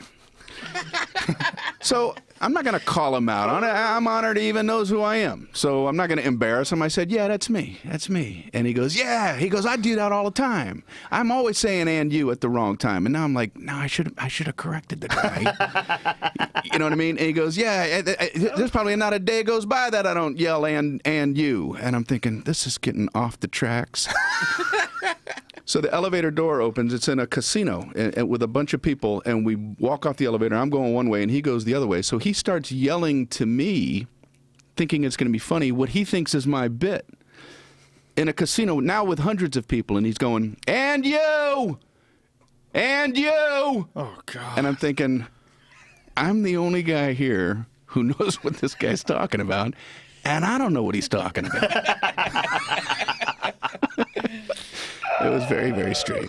You could run into people, man, and you zig when you should have zagged, and you run into someone who's completely out of their fucking mind, and then they become a part of your life. I mean, that can happen. You could definitely run into the wrong people, especially if it's a girl, and especially if you're single. You just, for whatever reason, start talking to someone, and it turns out that they're fucking crazy, and then you know, that's the problem with men. Men are we're willing to look past a lot of shit if a chick's hot. Like, I know a lot of guys that have got involved with girls that are just completely out of their fucking mind, but they're pretty. And they're just like, oh, you know, she's a little weird, but no. If she was a guy, you would be running from her. And you! Imagine if that was a gal, and she had giant tits and a thin waist. I'd be and a running back perfect towards ass. her. Exactly. I go, "Yeah, that's me. I'm that guy." You're like, hey, what are we partying? What are we "And you doing later? and me, man. Let's do it up." You take her to a restaurant, she's yelling out, "And you, and you," and then she sees your act, And then, like, she sees an old recording and she sees that bit. And she's And like, goes, what the "Oh, no." fuck? You didn't even tell me. You had me making an asshole out of myself. You fucking selfish piece of shit. Fuck you, Brian. Or you do it like during the wedding vows, and she says, "And you," and you go, "All right, I gotta tell you, that ain't the joke." Oh, The people that you meet in this wacky life. I gotta think the people you meet living in Vegas is well, you're in Henderson, right? Well, I don't want to tell you where you're. Oh, too late. I'm not there anyway. Good, beautiful. You're in one of those suburban towns Yes. outside of the Vegas, and you're actually further than that. You're like deep in the woods in a secret underground compound That's that we right. can't discuss. Yeah. But the point being Bat that like cave. you're actually in a real normal town that just happens to be next to the Death Star. You're in the vicinity of the Death Star. Like you could probably like drive and you can get to the Strip in a reasonable amount of time. But the people that you live with, are they like affected at all by the fact that they live in Vegas, or do they seem like regular folks in a regular town? Well, I used to live in a house in a cul-de-sac, and so there was more interaction with the neighbors. And now I live in one of those, condo kind of deals. So now I have less interaction with the other people in the condo. But in the cul-de-sac, one thing I liked, things I liked about it and didn't like about the neighbor thing. One, I'm not a kind of guy that just wants to have a conversation when somebody else feels like having a conversation. I always felt weird about pulling up into the driveway and then Joe Blow wants to just walk up and just start talking about the water pump or something that has to do with the cul-de-sac, or even small talk. It's like, well, I don't want to do that right now. But one thing I did like about it is because it was so non-show busy. I've got a lot of friends in show business, and I love them. And of course, they're going to be interested in their careers, and that's what people are going to tend to talk about. When I lived in L.A., there was just a disproportionate amount of conversations about auditions that people went to and what they're up for and how they feel about an agent or this or that. And that's okay, but it's nice to be away from that. Yeah. And one thing I loved about this just very suburban kind of cul-de-sac in Las Vegas was, I'd come back from the road, right? So I'm doing comedy and I'm doing show business, and I come back from the road, and there's neighbor kids riding their bikes in the cul-de-sac, and the dad's saying, yeah, I put her bike together yesterday, and it's just very real. And I liked having this showbiz life balanced with a real grounded kind of world where not everything is about, furthering careers and stuff. Yeah, that's a big thing that a lot of people experience about any sort of environment like Hollywood, where it's just so based on one industry. You just get so wrapped up in that world that it's exhausting. When I was living in Las Vegas, I've been in Las Vegas over 10 years now, and I was out here doing something, and I met a guy on the street. I didn't know who he was, but he was a comedian, and said, hey, man, he knew who I was. And so I said, hey, how's it going? And he said, well, I've got an audition for this. And he started telling me things he was up to showbiz-wise, and I'm thinking, that's not what I meant by how are you doing? Right. I meant like, how are things? How do you feel? Like, there's a guy that I won't name, but I can't talk to him anymore because every time I talk to him, that happens. I ran into him. We were both working the same venue. He was doing the early show. I was doing the late show. And I ran into him, and I said, hey, man, what's up? Well, I've got a blah, blah, blah, blah, blah deal with a blah, blah. I mean, it just starts reading off. resume. He starts reading off this deal that he's got, and this backup deal that he's got, and he went on for several minutes. It was fucking exhausting. And I went, good to see you're doing well. Yeah. I took a deep breath and looked, I don't know what to say. I was stuck in this fucking hallway talking to this guy. There was no way to get out. There was no one there but me and him. And he just rattles off this fucking crazy resume of bullshit. Just nonsense that, by the way, never happened. None of it happened. I mean, here we are years later. None of those things took place. But he was telling me that he had a backup deal. And this sitcom, if this didn't go, he has a backup deal. They're going to pay him this amount of money. Blah, blah, blah, blah, blah, blah, blah, blah. It was just nonsense. But that happens. I've never had a backup deal, man. I want to get where I'm in that place where I have a deal and a backup deal. Yeah, guess what? I don't even have a deal. I don't even think he had a backup deal. I think he's just I don't even think he's a bullshit artist. I think, that's just what he wanted. He wanted. So he's just telling me that he's doing great. There's some people that run into you, You know, you run into certain guys and you want to prove to them that you're doing well. You know, like they maybe have some weird thing about them. Like they go, oh, this guy's doing better than me. I'm going to tell him I'm doing awesome. I'm going to let him know right away that we're on even ground. So that's where this, you know, if he was running into some open micer, you know, and say, hey, man, how you doing? He'd be like, yeah, good. How you doing? Like that would be normal because he would already feel like he has the advantage. Right. And I know I'm guilty of having, I don't know, there are times when I think, you know, I have the proper amount of just low-key thing. But I know there's a little piece of me, that little ego part of me that needs to participate. You know, it like comes out of me sometimes. If somebody has the wrong idea of maybe what I've been able to do as a comedian. Right. You know, like you meet somebody at a party or something, and I'll never say what I do unless I'm point blank asked. And I'll go, what do you do? And so then now I'm going to be honest. I say, I'm a comedian. And they go, oh, you do like open mic nights and stuff like that? Is that what you do? And then that little ego part of me is like, now how do I reply to this? Yeah. You know, this person has the wrong idea of what I do, you know, or where I'm at. But you can't be braggy. But you don't want to either. be braggy, you know. So at what level do you answer a question like that? You know, do I just say, no, I don't do open mic nights and let it go at that?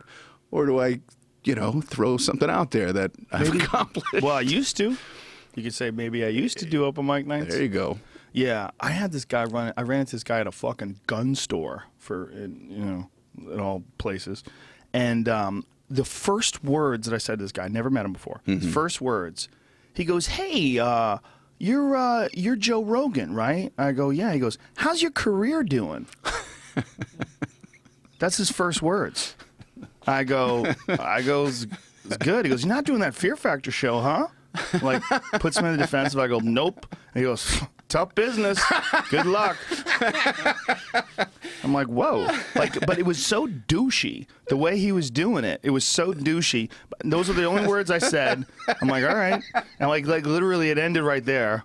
I was under the influence of the sacred plant at the time, which allowed me to relax more. But it was like I wasn't going to get in an argument with the guy about it or correct him. But I was taken aback by, how's your career? Well, like with the first words out of his mouth. Like, you know, you could have said, well, you just said my name. Yeah. So obviously you know who I am. Yeah, but he's trying to paint me as a has-been. That's what. There's people that will do that to you. They try to paint you as a has-been. Hey, like a guy did it to me at CVS once. A guy that's working behind the counter at CVS. There's this guy. I don't know what country he's from, but he's super. He doesn't work there anymore. But he was like super like aggro. He's like this fucking face. Like, and he goes, "Hey, you don't have that show anymore." Like that's the words he said. Wow. And I go, what? You know, I'm like, you don't have that show anymore, huh? And I go, no, I don't have that show anymore. I also don't work at CVS. Fucking idiot. Like, what are you talking to? I can leave anytime I want, motherfucker. You got to stay till your shift's over. I had... what a dick. Like, how much could you possibly make at CBS that you want to get shitty with someone who comes in that used to be on a TV show? Like, he just... The way he was saying was just trying to put me on the defensive. Like, make me feel bad. But he didn't think it out. Much like he probably didn't think his life out, which is why he was the fucking late night guy at CVS working behind the counter. There's a lot of. I'm fortunate in that the people that come out to see my show, they're pretty cool people, man. You know, I like meeting them after the show, and they're nice people. You know, so I have no complaints there. But every once in a while, you're going to get a curveball. And I was working at the Improv down in Irvine. And I remember I had a pretty strong set, felt pretty good. I walked off stage, and this guy just beelined back to me, who was in the middle of the audience, and I felt, okay, I just made people laugh for an hour, you know? I felt like I did my job. And he goes, hey, didn't I see you bomb on Arsenio like 10 years ago? I was like, yeah, I had a rough one. Did you see Tonight Show? You were in the middle of Tonight. I just did an hour tonight. We're not talking about that. We're talking about 10 years ago. Yeah, people want to make you feel bad. Rough set. Plus, people see you, like, oh, this guy thinks he's something special. I'm going to let him know. I saw him. I'm going to knock him down a peg. I saw him when he wasn't at his best. Yeah. Saw him in that weird environment of those shows. Doing stand-up on one of those fucking shows is so brutal. It's so hard to, first of all, I don't know, like, if you feel comfortable doing, like, a real short set, but I always feel real weird when I do 5 minutes. Like, 5 minutes to me is like, I have long bits. Like, 5 minutes to me is just exploring a premise. It's a whole different animal. I like the challenge of it, but it's so different from doing an hour set, especially an hour set in front of people who they're there to see what you do. Yeah. But if I do Letterman or something like that, I'm walking out to a group of people who have no clue who I am. Maybe a handful of people in the audience do, but for the most part, it's like, here's a comedian, and you're walking out. And on Letterman, you get 4.5 minutes, and it's a very, very challenging thing to. Yeah, I describe it to people as. People think of comedy as knocking down the pins. Well, the hard part is setting up the pins. There's no pins set up. Yeah. You're walking out to nothing. Yeah. You're walking out to nothing, and you have to set up pins quickly, and then knock them down. Yeah. And people don't realize that that's part of the art form and part of the challenge is coming out to nothing. It's white virgin snow, and you have to quickly talk about something and set up something and then start getting people into that. And it's a lot more challenging than people might think. It's one of the harder jobs in as far as stand-up goes, is doing a talk show set. It's one of the harder gigs. It's like opening up, because like when you go on stage cold and there's no one who warms up the crowd before you, you have to get everybody into the mindset. There's a thing going on. The way I describe it is, it's like almost like a mass hypnosis. Like when I'm watching a Brian Regan show, when you're killing, I'm thinking the way you're thinking. I'm not thinking in my mind like, man, he's doing. Like if I was in my own head, I was like, man, I don't like the way he dresses. This guy's fucking walks weird. You know what I mean? If you have you're gonna get out of the mindset. Like, right. When a guy's killing, when you're up there and you're letting it loose, and everything's flowing, I'm thinking like you. I'm allowing you to sort of control where my thoughts go. And you're surprising me with your statements, and those surprises are often really funny, and that's how you kind of get comedy going. But when you're just starting out, like ready, go, and you're doing 4 minutes, you don't get a chance to hypnotize anybody. You just kind of got to hope that they're kind and they're receptive, and then they think that your first few words are reasonable enough to allow you a certain amount of access to their funny thought. I remember somebody years ago, and I wish I could remember who it was. This was before I had ever done a TV set. Say that you have to get it into your head that the first joke is going to be a foul ball, and don't let it throw you, because you're not going to get the reaction that you get in front of your fans. Your first set on a TV, your first joke in a TV audience, they don't know you. They're going, who is this guy? They're usually trying to be friendly. They want to like you. So your first joke is their absolute first clue of how you think as a comedian. So they're not going to be all in yet. Yeah. So it might get a laugh, but it might not get the laugh that you're used to it getting. But you have to understand that and go, I know this first one is a foul ball. It's just going to go off. And if it does get a bigger laugh, okay, that's a bonus. Now I can ride it. But I think it's best to go out there assuming that it might get nothing or a little laugh. Yeah. Because if you go out there thinking this is going to kill and it doesn't, it could throw you for the whole set. Yeah, I've seen that. I've seen that in regular shows. I've seen guys go out there that never have opened up before, or haven't done it in a long time, and they'll go out and try to rush it. They'll try to rush the first joke, like before, like, settle down, folks. What's up? Yeah. How's everybody doing? Thanks for coming out tonight. They just immediately go into a bit. Right. And when you immediately go into the bit and it doesn't work, then you're like on defensive mode or tailspin mode, and you're trying to recover. And it's a constant quest to try to figure out how to learn how to do comedy, both in front of fans or in front of TV audiences and stuff like that.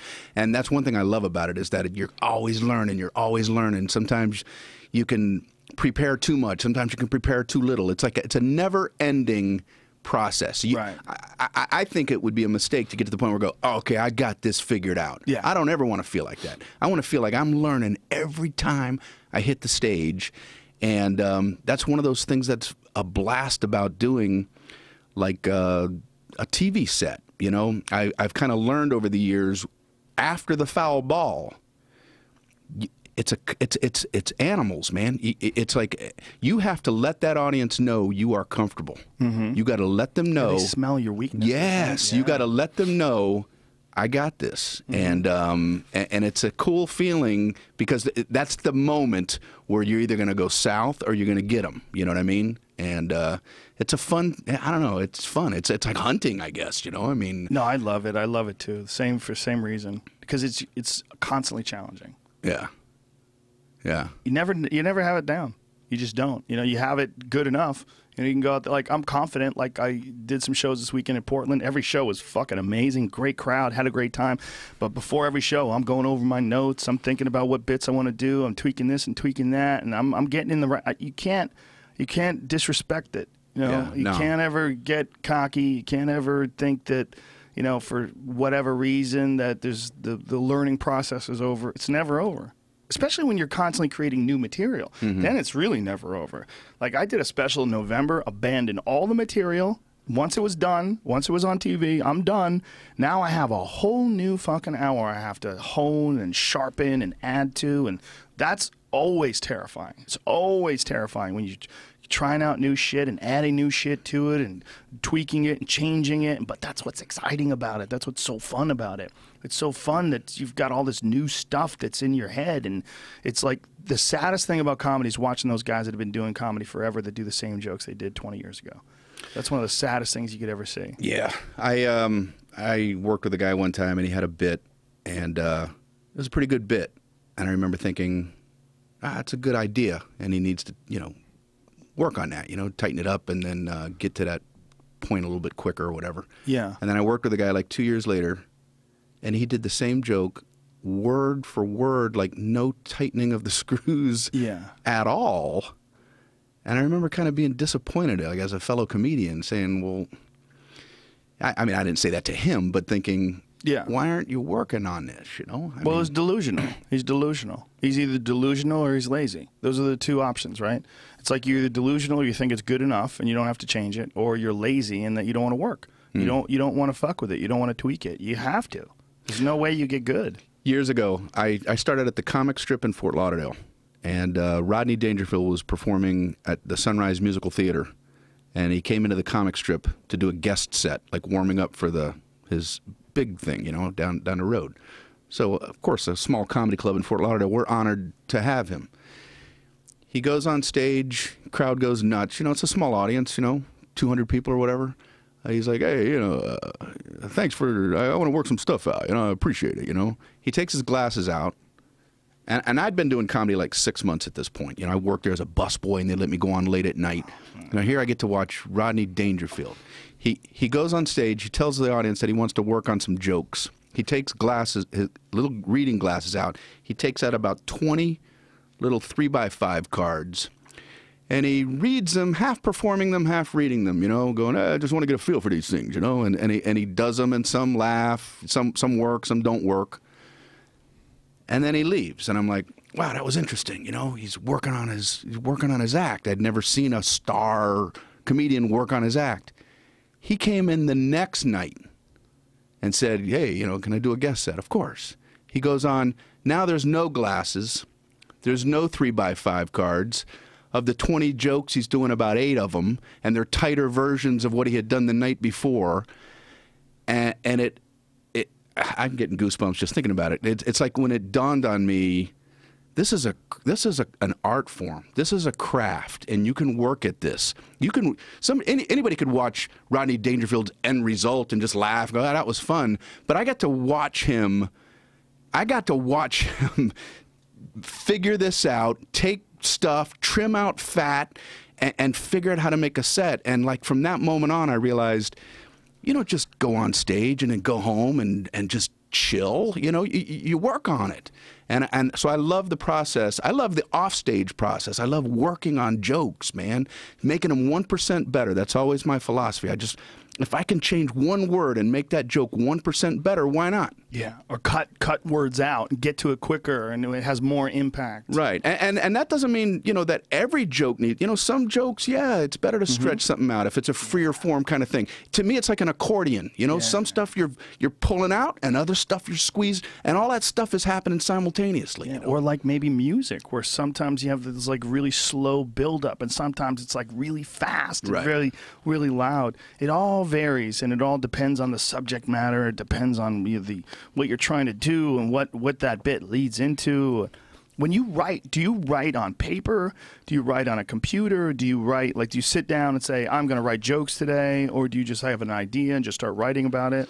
I don't know how to sit down in front of a blank piece of paper or a blank computer screen and come up with stuff. I don't know how to do that. You know, the original inspiration has to be external. You know, I just have to experience something or see something or read something. So I just go through my normal day or life the way I normally would, and things jump up and down. It's like a kid in gym class, you know, pick me to be on the basketball team. Something in life jumps up and down, and you go, oh, that's weird. And then you have your initial weird comedic view of it. So the inspiration comes from an external source. And then, all right, now I have the nucleus. Then I can write. Then it's like, okay, now I know what the thought is, the idea. Now what words am I going to apply to it to get from beginning to middle to end? And then that part could take a year or longer, you know, going on every night and changing the words, changing it, tightening it, switching it, you know, things like that. And you don't go necessarily to comedy clubs to work out. You kind of work out your bits in between, like, bits that are already established. Yeah. Because most of the time you're doing these big theaters and you're touring. Do you tour like 4 or 5 days in a row, or do you just do weekends? Like, how do you set it up? I do 2 weekends a month, and those weekends are 4 one-nighters. I do Thursday, Friday, Saturday, Sunday. Oh, we only do 2 a month. Do you do every other, or do you do 2 in a row? It depends. I work half the weekends of the year. And you do this so that you can hang out with your kids and spend time? Yeah. That's cool. And when you do it, do you purposely say, like, okay, I've got, you know, a bunch of bits I'm going to do in the beginning that I know are rock solid. I get everybody rocking, and then I'll slide this new stuff in there and see how it works? I try not. I don't want to have that overly figured out either. You know, it's like, you know, I want to. I don't want to lose that weirdness of hitting something right off the bat that I don't know if it's going to work or not. You know, it's a temptation to go to a surefire laugh. Right. And I usually do. But every once in a while I'll say to myself, I need to go out and do something relatively new that I've never opened with, and see how it flies. Because I want to keep exercising every muscle. You know, I mean, there's a lot of guys out there who just always open with the same thing and always close with the same thing. And it's like, I want to keep switching that up, you know. Well, you're also in this place where you're doing these big crowds and you don't do other stuff. Like, you're not doing a lot of television shows as far as like sitcoms, or you're not doing a lot of movies. You're doing a lot of these things. So it's like you're constantly performing. You're constantly performing. You're constantly like adding to this sort of this database of jokes and material, you know? Yeah. I like what you're doing, man. I think it's really cool because you were like trying to do the sitcom thing for a while, like everybody else, and then you just like, well, fuck this, just do some stand-up. I appreciate it. You know, I mean, heck, you know, you can't argue with somebody getting a sitcom and then, you know, being able to be set for life or whatever, but I have always liked stand-up, and I always thought you needed to get a sitcom to get to the point where you could play in theaters. Right. So that was why I wanted a sitcom, so that I could get my exposure up to then I could continue doing stand-up, but now in front of fans. We thought that in the 90s. Everybody thought that. And I didn't realize, well, I kind of got there without having to do that. You know, it's like, wow, I'm building the following just from the stand-up. The stand-up thing just kept kind of getting bigger and bigger and bigger. And so I was able to make that jump from comedy clubs to theaters. And so now, you know, I'd be lying if I said I wouldn't want to do a TV thing, but I would want it to be around my creative vision. You know, I'm not interested in being a star. I'm interested in my comedy being a star. Right. Well, that's one of the cool things about what you've been able to achieve, where you do these really big places, but you're in this reasonable celebrity mode where it's very reasonable. You're like, I've hung out with you. You walk around the casinos and occasionally people will recognize you and everything like that, but it's nothing weird. You know, you don't have to hide. You're not getting overwhelmed. You don't get chased and hawked, but you're packing these giant fucking places. Like you have these fans. There's like this hardcore group of dedicated fans that will come to see you because you've earned them by traveling over and over again, back and forth to these same spots and packing these same places. It's a very unique thing you've done. It's a very bizarre situation because I don't know what the percentages are, but I truly feel like if you polled 100 Americans just at random, I swear I think 98 of them, and showed them a picture of me or something like that, 98 of them would not know who I am. Maybe Right. 99. Yet, I do have enough people that will want to go to these venues. I'm not exaggerating when I say how strange it is for me to be in a theater, say there's 2,000 people there, and I do my show. I could go a half a mile down the street to a Burger King afterwards and walk in, and nobody in there knows who I am. And Yeah. I'm like, how do these two disparate things, how can I be big man on campus a half a mile that way, and then here nobody knows who I am? Well, you've done it by establishing this like really loyal fan base. It's very unique what you've done. So the people that know you love you, but you know, maybe it's only 1%, but if you looked at that 1%, if there's 350 million people, that means 3.5 million people fucking love you. I'm not bothered by it. I like it. In fact, I'm not saying that you are, but I'm saying it's very unique. And I realize too that anonymity is a commodity. You know, Yeah. there are celebrities who probably might not want to be as famous as they are in terms of just being able to go out and having a meal or something like that. And it's like, you know, I don't have that issue, man. Yeah. So I have this career in show business with the following, and nobody knows who I am. And you kind of Not many people can do that. You kind of engineered it too. I mean, I remember when you first started like really going on the road hard and you started moving from clubs to theaters, it was all based on repeat customers. It's all based on people going to see you, really loving your material, really laughing, having a great time, and then say, oh, Brian Regan's back in town. And then boom, boom, boom, boom, boom. And it slowly started building up.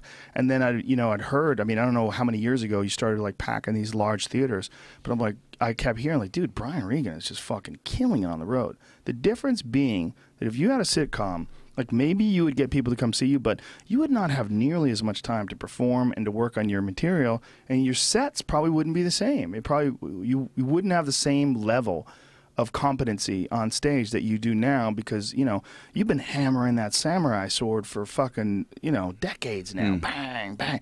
There's guys, and I don't want to name any names, but it's sad when you see a guy who took 7, 8 years off to do a successful sitcom, and then they start doing stand-up again, and you realize they got soft.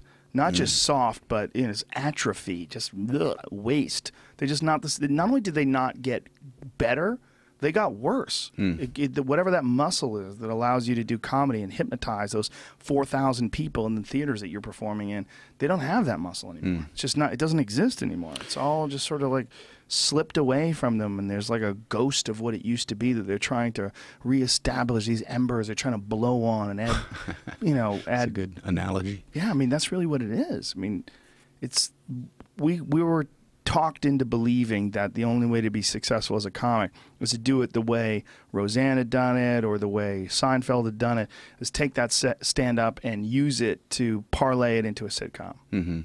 And there's nothing wrong with that. I mean, there's nothing wrong with that. Gosh, I applaud anybody that can get a network to want to build a show around them, and if you can have some creative fun with it, even better, and make your money for the rest of your life and all that. I don't denounce any of that, but I like comedy as an end result. Some people use stand-up comedy as a stepping stone to get to something beyond that they think is better, and I'm like, well, I don't think there's anything better. I like it, you know. Yeah, we just talked into a long time ago, like I said, especially in the 90s, we were talked into thinking that this is not it. This is just it that gets you to something else. Because that something else, like a lot of times, is a lot of fucking money. Yes. Like more money than you're ever making doing stand-up at the time. Like they put you on a sitcom. Like when I was on news radio, like all of a sudden I was on this sitcom, and that was a great experience for me. But being on a great sitcom is, even though it's a lot of money, this is not nearly as much fun as doing stand-up. It just never will be. It's not. It's also not nearly as much fun to watch. Like if I have to choose between going to see you doing stand-up or watching you in a sitcom, there's no comparison. Like, and even though the stuff that you do, especially, like your act is squeaky clean. You're one of the rare guys. It's universally like respected as being one of the most hilarious guys out there as a stand-up by comics. But you're squeaky clean. Like I could take my mom to see you and not feel weird. I could take my daughter to see you and not feel weird. Well, thank you. I did a show somewhere, and this family came backstage, including their grandmother, like this 80-year-old woman. And she said, "So how long have you been in vaudeville?" Vaudeville. Vaudeville. What is vaudeville exactly? I don't even know, but I'm like, well, I guess I started around 1920. I don't know. Vaudeville is one of those expressions that I never really bothered to figure out what it meant. I don't know. So old kind of showbiz thing, right? Where there was a singer and a comedian and a magician or something. I'm guessing. I don't know. Variety show. Yeah, a little more of a variety thing. They used to have to do that. Yeah. Imagine if you had to do it. Lenny Bruce style used to be the fucking I don't MC know of the night. I don't know if if I had to start, like if I was born in 1930 or 40 and wanted to be a comedian, I don't know if I would have made it. I got fortunate in that when I wanted to be a comedian, there was a such thing as a comedy club. Yeah. Where people are there to watch comedy only. Yeah. You And know? open mic nights. Right. That's the big one. Is the open mic nights like training wheels. Like before open mic nights, like how the fuck did you ever get on stage the first time? Right. That's why a lot of those guys used to do jokes. Like if you talk to like some of the old comics that'll be honest with you about like what was going on like in the early days, they would all share material.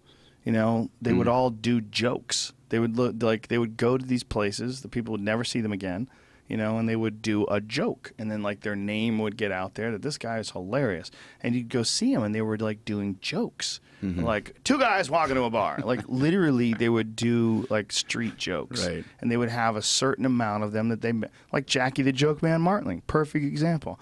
Jackie Martling like literally knows every fucking joke that's ever he has a segment that he does called Stump the Joke Man, where he's doing radio where people would call him up with a joke and he would know how the joke goes because he literally knows every joke. Yeah, I've worked with him a number of times over the years, and it's interesting the way he. I mean, I like that there are different people doing different things, and he's like a joke guy. Yeah, and takes a lot of pride in that, and that's fun to watch. It's like, okay, that's what he's doing. Yeah, jokes, two guys walking to a bar kind of jokes. Yeah, but I also like the fact that there's other people doing bizarrely or weirdly different kinds of comedy too. Right. That's what's so cool about comedy is there's so many different things happening under that big umbrella. You know one thing you don't see anymore? Prop acts. Carrot Top killed the prop acts. There's so few prop acts. That's weird. When I was starting out, there was a lot of prop acts. Like you go to open mic night, and on an average open mic night, maybe one guy would have props, and you don't see them anymore. Carrot Top murdered that game. There's no more. It's like you don't. I like him. When I used to work in Charlotte, he used to live there, and he would come out, and he was always very cool and friendly, and he was a college act at that time, and I think he kind of knew the rap, of how many people like what some people think about prop stuff, but I don't know. I like to feel like, hey man, there's all different ways of doing comedy. Sure, and funny's funny. Yeah, he does props great. Yeah. He's great at that. And if you want to go there and just buy into that experience, he's going to be holding things up and it's going to be silly and funny. That's fine. I think that's valid. Oh, yeah. No, I'm not criticizing it at all. I don't have any problem with what he does. And by all accounts, he's a very nice guy. But it's interesting that genre doesn't exist anymore. That is interesting. There's very few puppet acts these days, too. Very few puppet acts. It's like Jeff Dunham and those whatever characters that he has. Right. He's kind of like nailed that down. There's like a few guys. Like there's Terry Fedor. He Right. does those impressions. Like he has that Terry Fedor Theater in at the Mirage. But other than those two guys, there used to be Otto and George. Did you ever Right. get a chance to work with Otto? Yes. Yeah. I used to love watching Otto He's my and George. favorite. He's my favorite of all time when it comes to puppet acts because he had a crazy rap. Like the puppet would say all the fucked up shit, and then he would go, "I can't believe you're saying that." The puppet would go, "Fuck you." The puppet got stabbed once. It's That's a what I heard. legendary story. Some guy that he was shitting on some guy in the audience, and the guy jumped up and stabbed the puppet. Like That's gonna be the ultimate compliment.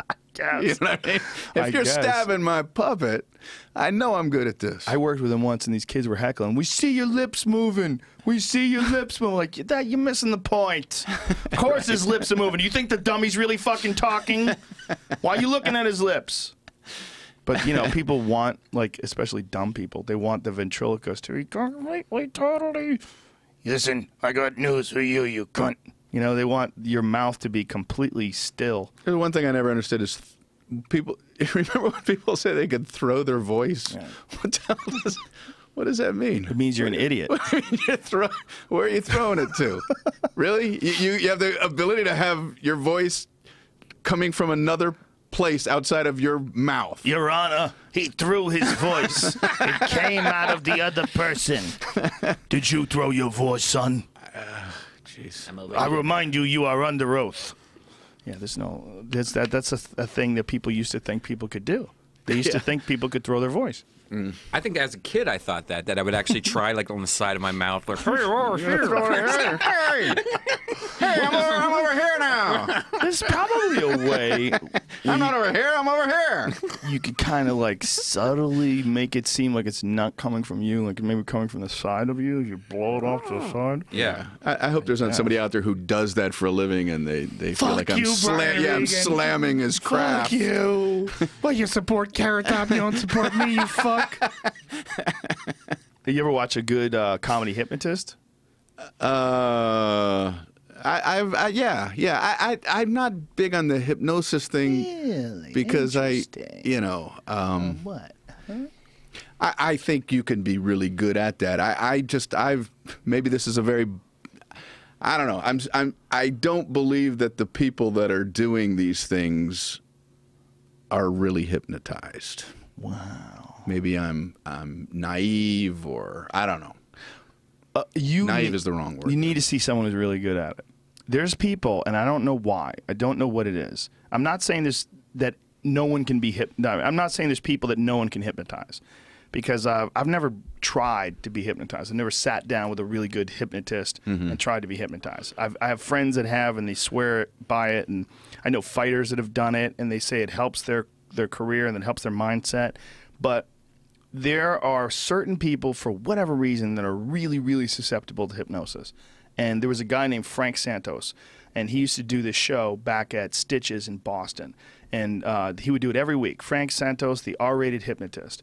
And it was amazing. I mean, the staff would get there, the staff of the comedy club, comics would come down and watch it, because it was just the most bizarre thing. You would see these people, and they really believed what he was saying. Like, there'd be people that thought they were having sex. There'd be people that thought they were naked. But how do you know that? How do you know they believe that? How do you know? It's a good question. How do you know that? You know how Halloween, isn't it fun to dress up like a vampire on Halloween because it's okay to act crazy on Halloween night?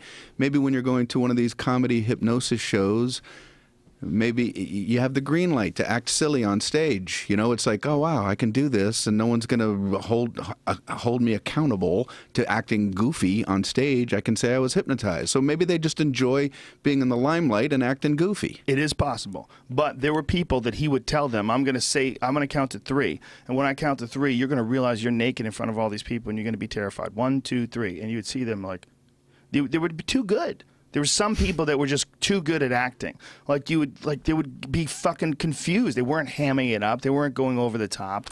And he would talk to them and question them. You'd have to see it, man. Because he would also know when people weren't under. He would know when people weren't under and remove them from the stage. He would know they were faking it. He'd look at them. I think there's some people that are really fucking stupid. and they're open to suggestion. I will say this.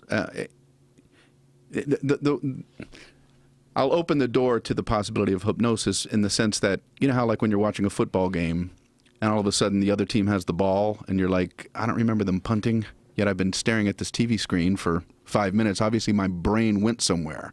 I missed the last few plays. So maybe in life that can happen where somebody has the power to make your brain go away for a while. I don't know. I used to think it was total bullshit until I watched this guy do it over and over and over again, week after week after week. And then I became friends with him and talked to him and explained how he started out as he was hypnotizing people for like weight loss and quitting smoking and stuff along those lines. He just knew how to do it. He just knew how to do it. He'd done it a long time, and he knew when people were under and when they weren't under. I just think there's I don't think you are, but I think there's some people that are just really open to suggestion.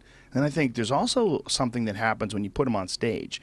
Because I think people, they get really weirded out by the fact they're on stage, the lights are on them, and it makes them maybe perhaps some people even more vulnerable. Right. So I understand your lack of belief in the art form. I'm trying to be more open-minded about everything, so I will say that it is possible. I wish there was a good agree one. with you. I would love to have like the best. Come here and try it on maybe Jamie or somebody. No. You want to see for the comedy shows. You want to see Jamie it. You want to see it live. You really want to see it live. I just wish there was more guys doing that. I know his son Frank Santos Jr. does it now in New England, but I just wish there were more of those comedy hypnotists out there. There's not that many. I did a show one time out on the road, like a fill-in date, and they didn't tell the club. I was filling in for a comedy hypnotist. Oh, but they didn't tell the audience.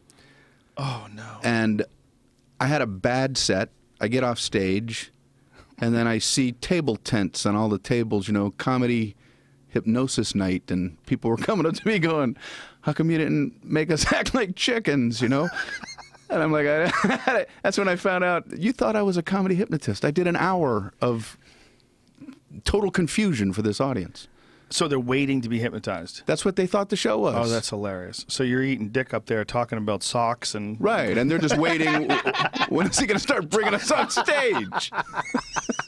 Yeah, they're just waiting. It's like you're warming them up. This is a big build-up for the comedy hypnosis thing, and then I say goodnight, and they were like, what the hell happened here? You can just say you don't remember, because I hypnotized I hypnotized you. You were all up here. And you're pregnant. Good You night. were all up here, and you were all feeling like you were naked. Good night. How weird. What's the worst gig you ever had to do? Do you have a worst? I had one show where I walked almost the entire audience. I filled in for a comedian, and he called me up and said, you know Adam Leslie? No. Adam Leslie, he's no longer with us, but he had a headline gig at a place called the Comedy Barn in Jackson, Mississippi, I think was the town, down in the South. He goes, I can't do the date. Would you fill in and headline for me? I was very new to headlining, so I said sure, and somehow the club was okay with him bringing somebody else instead of him. So I get on stage on a Friday night and just did not get my foot in the door, and just flatlining. You know how it is. Like there's a point where this is over. This ain't happening. Yeah. And I was at that point. Nothing. No savers were working. Nothing was working.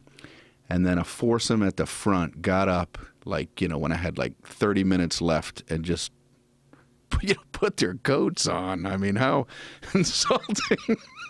Put their jackets and stuff on and just walked away. So I'm thinking, well, maybe, they have the babysitter or something. And then another foursome, and then a twosome, and then everybody just thought, well, I guess it's okay to leave. And everybody just got up and walked out. I probably had 20 people left when I was done. Wow. It was the most humiliating, one of the most humiliating nights of my career. How long ago was this? It was last week. Leslie died after he got the phone call from the booker. The booker killed him. Do you fucking know what Brian Regan did to my club? He murdered Adam Leslie. We lost all our money. We're losing our mortgage now. Now, this was, 25 years ago? I don't know. Those moments when you're fucking tail spinning, those are some of the most painful and confusing moments in a comic's career. But in my opinion, those are like really important because all the big growth moments of my early career came after I bombed and then said, okay, I never want to fucking experience that again. I got to figure out, what did I do wrong? Like, what did I open with? It sucked. Did I not get them right off the bat? Was I not loose enough? Was I not comfortable enough? Was I not having enough fun? Like, what the hell was it? What was I too cocky? Was I too meek? Like, what's the numbers, you know? Do you sometimes think it's the audience, completely the audience? Like, just, you know, that it's Friday night, 10 o'clock show. These people are all just in a kind of a bleh. The audience can play a part in whether or not you have a good set or a great set. But the audience cannot play a part if you are really, unless it's just the worst fucking horrendous group of fucking convicts out on parole, all on meth. It is possible. But a lot of times you'll have a bad audience, but you can still get them. And you'll have a good set. You can still have a good set. Sometimes you just go out there and it's magic. Sometimes you go out there and you just feel so loose and the audience is so ready right off the bat that everything is just flowing and amazing. Like, that was this weekend in Portland. I did Helium, the comedy club. I'm trying to work on some new material. I'm tightening things up. So I like to go to comedy clubs when I do that. I like to do a whole weekend at a comedy club. You're doing those 2 shows on Friday, 2 shows on Saturday. Right. And it was just so fun. It had been sold out for months. It was like all this energy in the air and everything was great. But then I did the Comedy Store like 2 Wednesdays ago. Oh, it was just like, there was like no energy in the room. Right. Maron was on before me. He was saying the same thing. Like, he got off stage. I think he even said something to, like, you guys, you were there, you know? Like, I think he said that, like, saying goodnight. It's just, there was a weird lack of, it was almost like one of these cross-armed audiences where they're like, they're not going to put out too much energy. It's a Wednesday night at 10:30. There's not much there. But you still get them. Like, I had a good set. It was still good. Still went, you know, all the stuff that's funny got laughs. I always felt like my job was to be one better than the audience. You know, there are many comedians can do as well as the audience. If it's a great crowd, they do great. If it's a good crowd, they do good. If it's a bad crowd, they do bad. I always wanted to be one, like, I wanted to be where, like, if they were bad, I would do so-so. If they were so-so, I would do good. If they were good, I would do great. And if they were great, I would do great. That's a beautiful philosophy. So I just wanted to one-up it. You know what I mean? Like, it was my job to bring them to one higher level of what their situation is. I was at the Improv one night, and it was a late show. It was like a 10 p.m. show on a Friday, and the crowd was kind of tired. And Brody Stevens went on, and he was on like last. And he took his shirt off and started running through the crowd. He made them play music. He took his shirt off, started running through the crowd, and he was taking his shirt and spinning it over his head like a helicopter. He's like, "We have energy in here. We're alive. This is happening. This is real. We're in Hollywood." And he starts like clapping and putting his arms together and getting everybody to clap along. And he transformed the entire room. And he went on stage, transformed the, I mean, there's a video on my Instagram page of Brody. It's late night. Pull it up, the late night video of him drumming. He does these closer spots at the Comedy Store where, you know, the show starts, the main room show starts at 9 o'clock, and it goes on till 2 o'clock in the morning, and there's a point of no return. There's a no man's land time somewhere after like 11:30 where the audience is like, okay, let's just get the fuck out of here. And like, a lot of people leave. Right. So it was packed, and then when Brody goes on, there's like maybe 25 or 30 people. So this is Brody on stage playing drums. Check this out. Can we hear this through our headphones?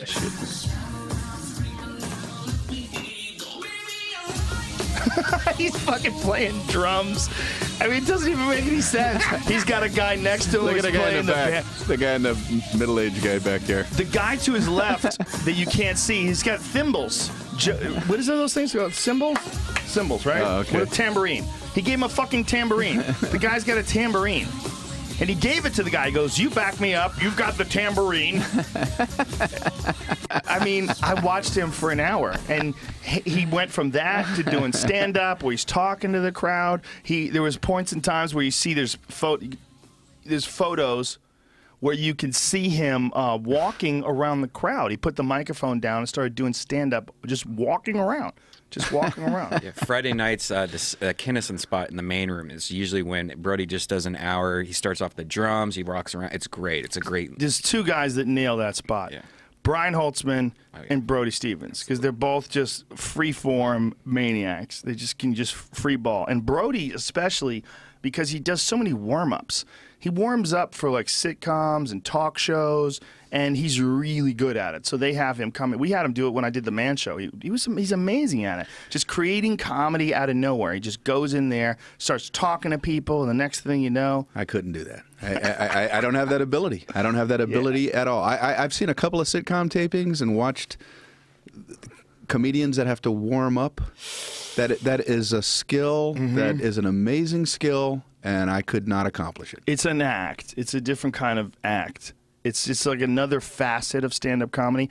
I wouldn't say it's my favorite facet, but but the thing about Brody is that facet, even though I don't necessarily like watching warm-ups that much, right. Brody has turned that into like not a proving ground, but like a training ground for him. Like he's so comfortable just free balling about anything and everything, and he knows how to like hit it and turn it into comedy. He's a very unusual talent, Brody Stevens, and he's really good at that late night spot. I've done since I've been back at the Comedy Store. I've seen him do 4 or 5 of those late night spots. And particularly, I just waited so I could watch Brody.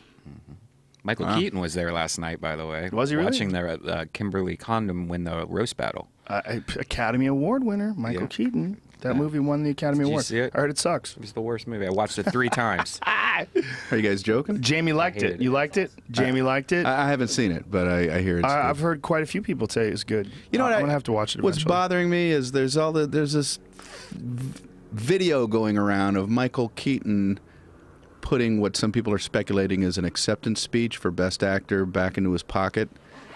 And the vibe is, how embarrassing is that? Why is that embarrassing? You know, the guy was up for the Best Actor at a point in his career where, you know, it's been a while since he's done anything. I hate this negativity, you know, to take that moment and just blow that up as something that he should be ashamed of or embarrassed. So what? He had an acceptance speech. He was up for the Academy Award. Didn't I see you bomb on Arsenio? Was that you? Hey, how's your career? Yeah. Tough business. You know, there's just, I don't know, there's too much unhappy people in this world that have a voice. I don't like the slamming people's dresses and all that stuff. You know, it's like they've been working their ass off for their career to finally get a role where they're getting a little they're getting some attention, and they get to go to this big fun Academy Award, and they put everything they can into and putting this dress on, and then some guy or woman just gets to go. I think it looks ugly. But do you know why that exists, though? Because of people like Kanye West. Because people that their egos are so blown out of proportion, you want to shoot them down. They're so goofy. So then you start looking at other people. Well, it was fun shooting him down. Let me look around, see who else is fucking flossing that I don't like. And you start looking for them. It's like we don't like people that think they're better than everybody else. And when someone thinks they're better than everybody else, they are a justifiable target. So then it becomes like a genre, like picking on people that are celebrities. It becomes like a thing. So then you start looking for all these other people that are successful. And like, look at Michael Keaton, stupid fucking, yeah, Batman. Oh, I'm sorry, you're not Batman anymore. You know, this fucking movie won the Academy Award, you cunt. But that's people. There's a lot of really unbalanced, unhappy people. And because of the internet and people making comments, unfortunately, you know, it's like honking a car horn. You can do it in the safety of your car because you know it's unlikely that guy's going to come over and actually have a physical confrontation. I think comments to me are horn honkers. They're just people honking. They're sitting in their underwear at home, and they're just going to honk their little horn. They're going to throw their little negativity out there. I don't know what they get out of it, though. Psychologically, what is that? What do you get out of just typing some mean-spirited bullcrap? I don't get it. They don't get anything out of it, but they're not balanced people. They're not thinking about what they get out of it. They're not looking at their life objectively, like what is the effort to reward ratio to what I'm accomplishing here, or am I accomplishing anything? No, they're just What about me, Michael Keaton, stupid fucking award speech? You know, they go back to their shitbag job on Monday morning, some place that they hate where nobody likes them. They go, gee, see Michael Keaton? How embarrassing. Put the thing back in his pocket. What a fucking loser. Yeah. That's the world we live in. And it's also the world where people have a voice that never had a voice before. You used to have to earn your voice. You know, if you were a great writer or a great critic, you were respected by all these people that went and they sought out your opinions on things. And so when they read your opinion on something, it was like, oh, well, this guy is a very thoughtful, well-measured person, and his opinion on blank will be interesting to read. Right. But now everybody gets to put their opinion out there. Everybody can have an opinion about everything. I like it, though. I like it because I think it's ultimately balancing, and I think that the cult of personality that comes along with celebrity, I think, is ridiculous. And I think this chips it down. It brings it back down.